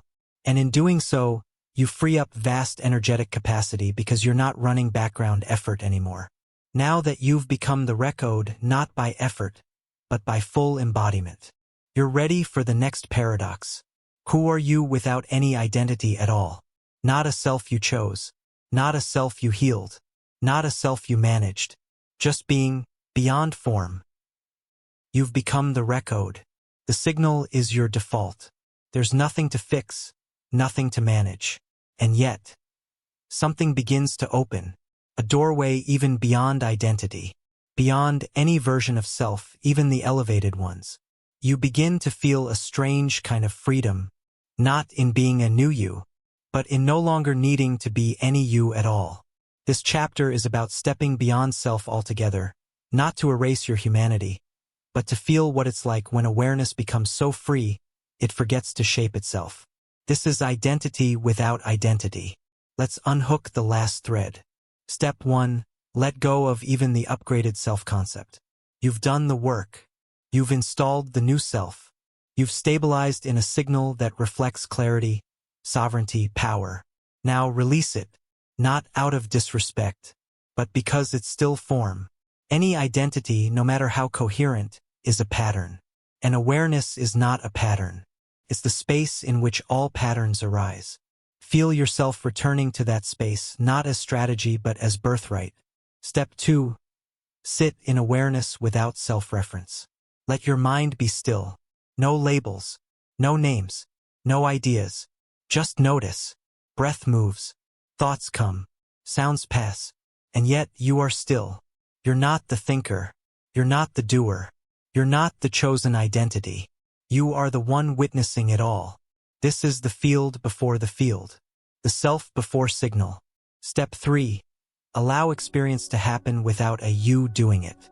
Normally, identity says, I'm feeling this. I'm thinking that.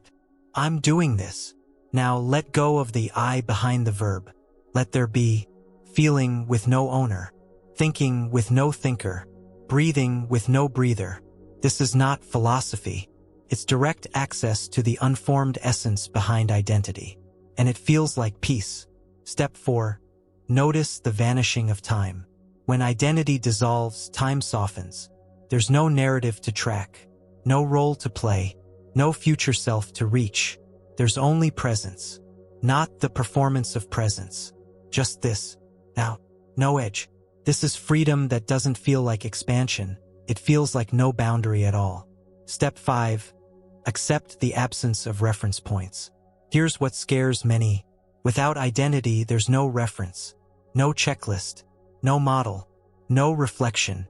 But this is where your system meets raw being. It's not unstable. It's silent. It's not nothing. It's everything without shape. And your field drinks that stillness like oxygen. Step 6. Let love arise without someone loving. In this space, even love becomes pure. It's not I love you. It's love arising in space. No possession, no story, no object, just open circuitry, life flowing freely. This is what you were always moving toward, even when you thought you were after clarity or power. This, the selfless self. Step 7. Function from emptiness without losing form. Here's the next paradox. You can live from this no-identity state without becoming detached. You still speak. You still act. You still lead. But nothing sticks to you. You move like sky. Every version of you becomes a costume you wear lightly without being confined by it. This is the full circle. You hold all identities, but you are owned by none. Step 8. Rest in the pure witness and walk from it. You end not with knowledge, but with stillness. The final transmission is not a concept. It's the presence of you without you. That's the source. That's the power. That's what's left when every version dissolves, and you stop needing to hold any signal at all. You've reached the unshakable place not through defense, but through disappearance. Now, you are free to walk through the world as the field. Next, you'll return to life, not as a self inside the world, but as the quantum field itself in motion, reflecting nothing but its own still clarity. You've dissolved your fixed self. You've stepped beyond roles, identities, and structures. You've released even the upgraded version of who you thought you had to be. Now something deeper reveals itself. You are no longer aligning with the field. You are walking as the field. No separation, no gap, no effort to stay coherent. You're no longer managing energy.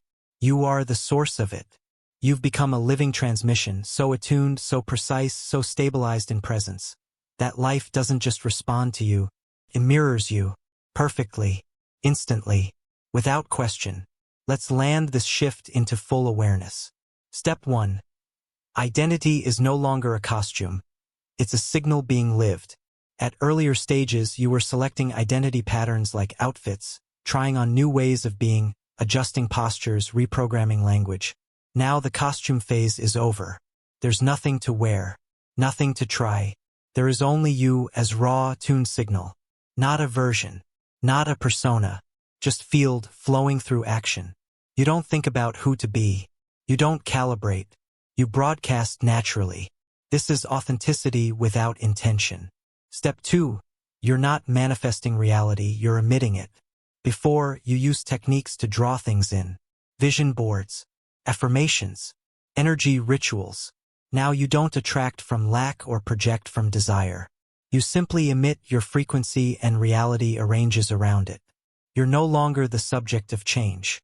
You're the source code activating the environment.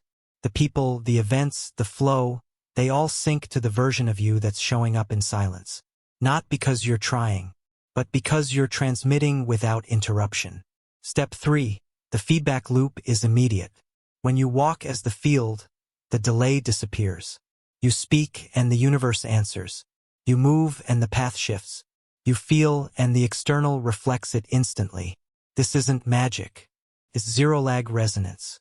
You've tuned so precisely that the gap between inner signal and outer mirror has closed. The moment you shift, everything responds. That's not pressure. That's power. Step 4. There's no longer a gap between inner and outer. Before, you monitored your state. You adjusted behavior. You corrected when your reality didn't match. Now that dissonance is gone. There's no split between what you feel and what you live. Your inner field is so aligned that your outer world becomes a hologram of precision. Your tone matches your timing. Your breath matches your leadership. Your presence matches your direction. You're not forcing life to follow.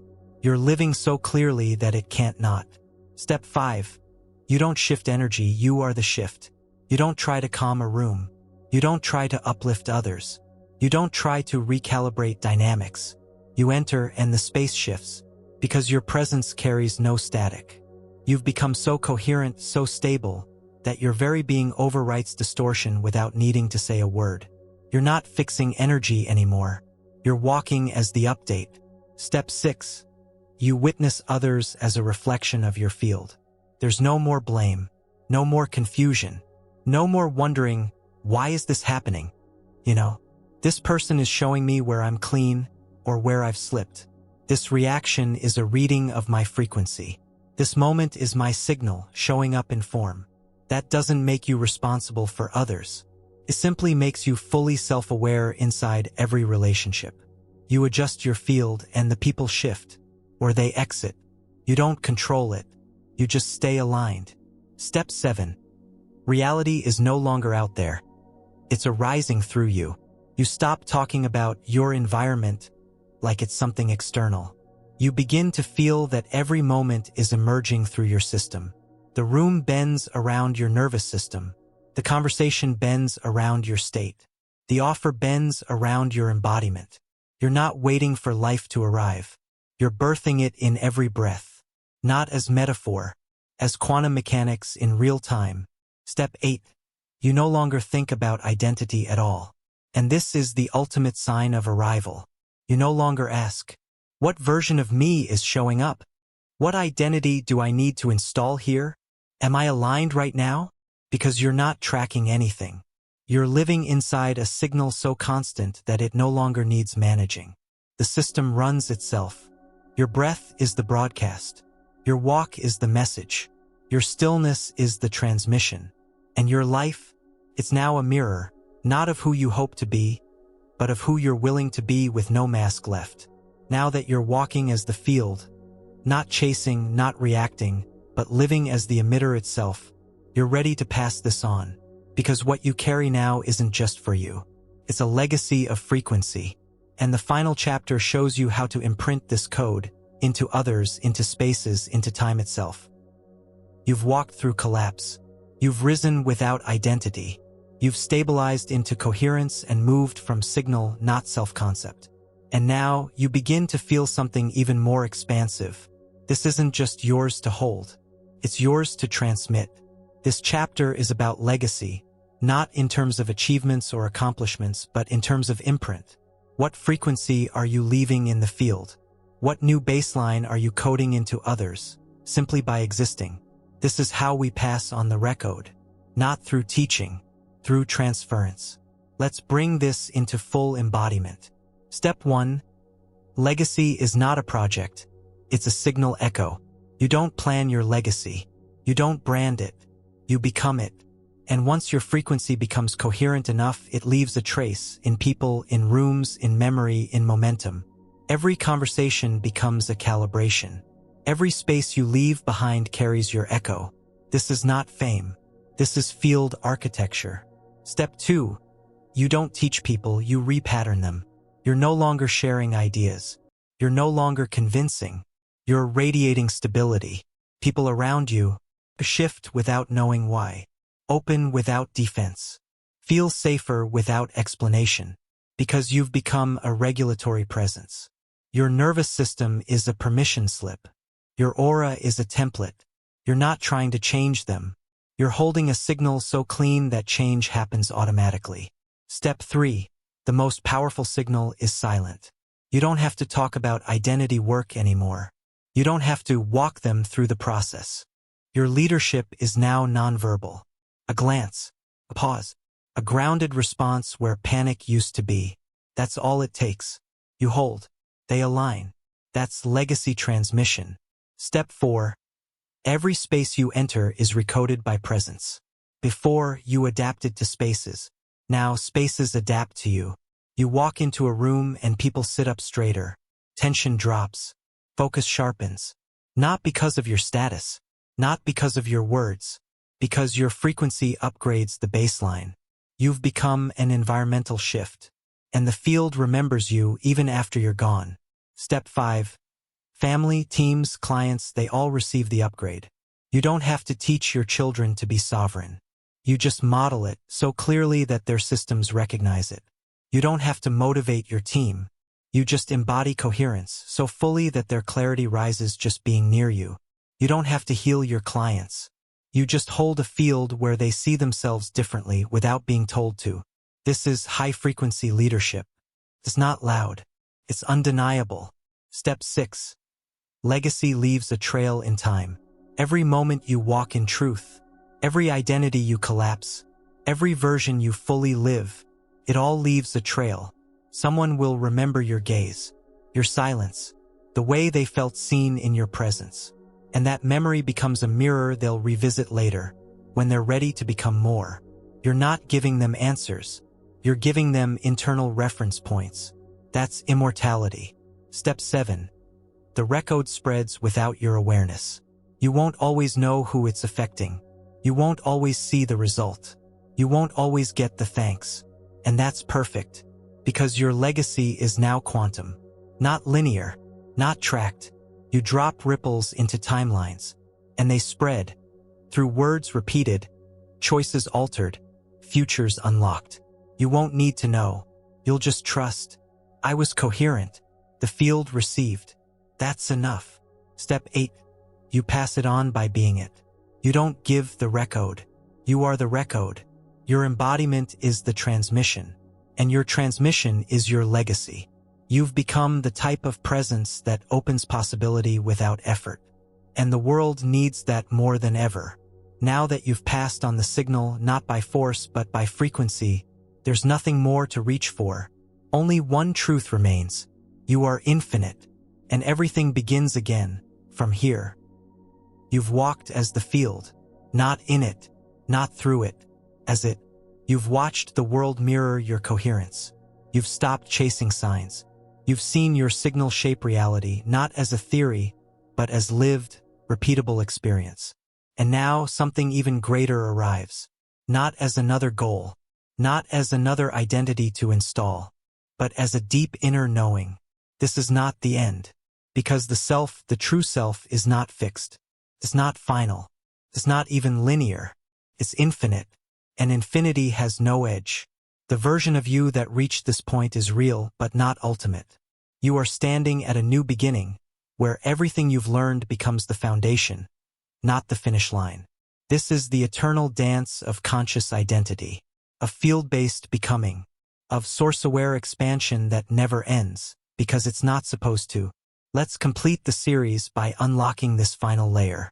Step 1. Accept that identity is a moving target, and that's perfect. You've watched identities rise and fall. You've become magnetic, collapsed timelines, walked in sovereignty, dissolved the self, and embodied pure signal. And still it will change, because awareness evolves, and evolution demands new shapes. This doesn't mean instability. It means you're alive. You don't need to figure out who you are once and for all. You need to stay in perpetual alignment with becoming. Step 2.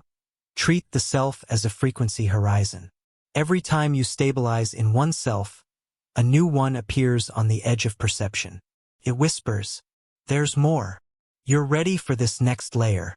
Let this version go now, it's safe to grow." That voice is not pressure. It's invitation. You no longer resist it. You welcome the shift.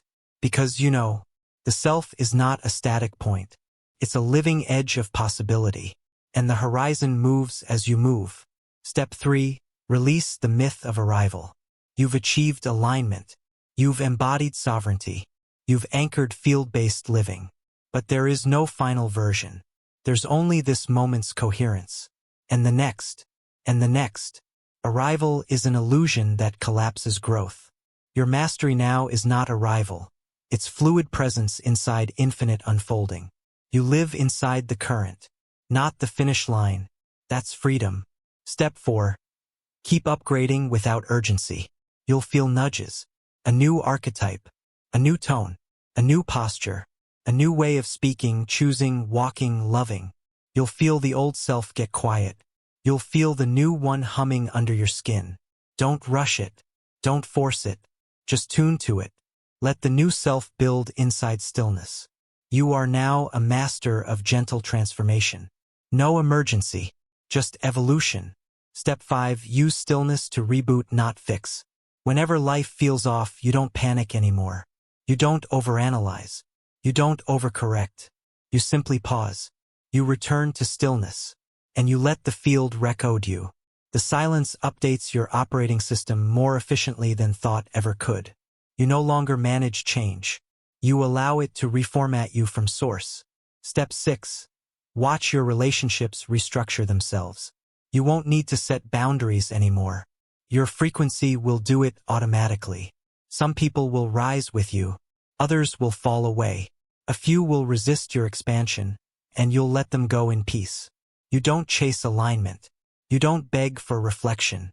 You simply continue radiating truthful frequency, and trust that reality will adjust around your transmission. It always does. Step 7. Make the infinite practical. This isn't abstraction. This isn't philosophy. It's life. You still build. You still create. You still show up in conversations, work, strategy, vision. But you do it all from a non-static self. That means you're no longer building toward an identity. You're building from a frequency that is always moving, And that's the secret to sustained momentum. You don't stall anymore, because expansion is now your baseline. Step 8. Anchor this truth: the field knows what you're becoming. You don't need to script the future. You don't need to figure it all out. The field already knows. It's already holding the resonance of the next version of you. And your only job now is to stay open, curious, attuned. When the invitation comes, you'll feel it. And you'll say yes, not because you're chasing something, but because you're answering the call of your own becoming. That's identity in its highest form, not controlled, not fixed, not declared, but lived, moment to moment, from source. And now we return to where we began. But you're not the same. You're not a seeker anymore. You're not a student of recoding. You are the recoder. You've become the intelligence that once felt out of reach. You've turned insight into embodiment. You've watched identity become optional and presence become power.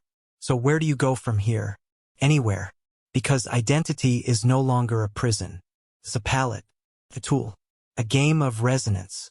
You're not stuck in patterns. You're not tied to definitions.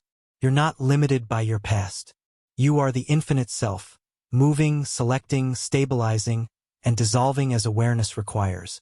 This is your new life, a field-responsive existence, a reality shaped by inner alignment, a journey with no ceiling, and the best part? Never ends. Not because it's incomplete, but because expansion is your true nature. You were never broken. You were never late. You were never off-path. You were simply remembering. And now, you've remembered enough to begin again as a source-aware identity living inside conscious evolution. You are free. You are the field. You are the code. And now you live from the source,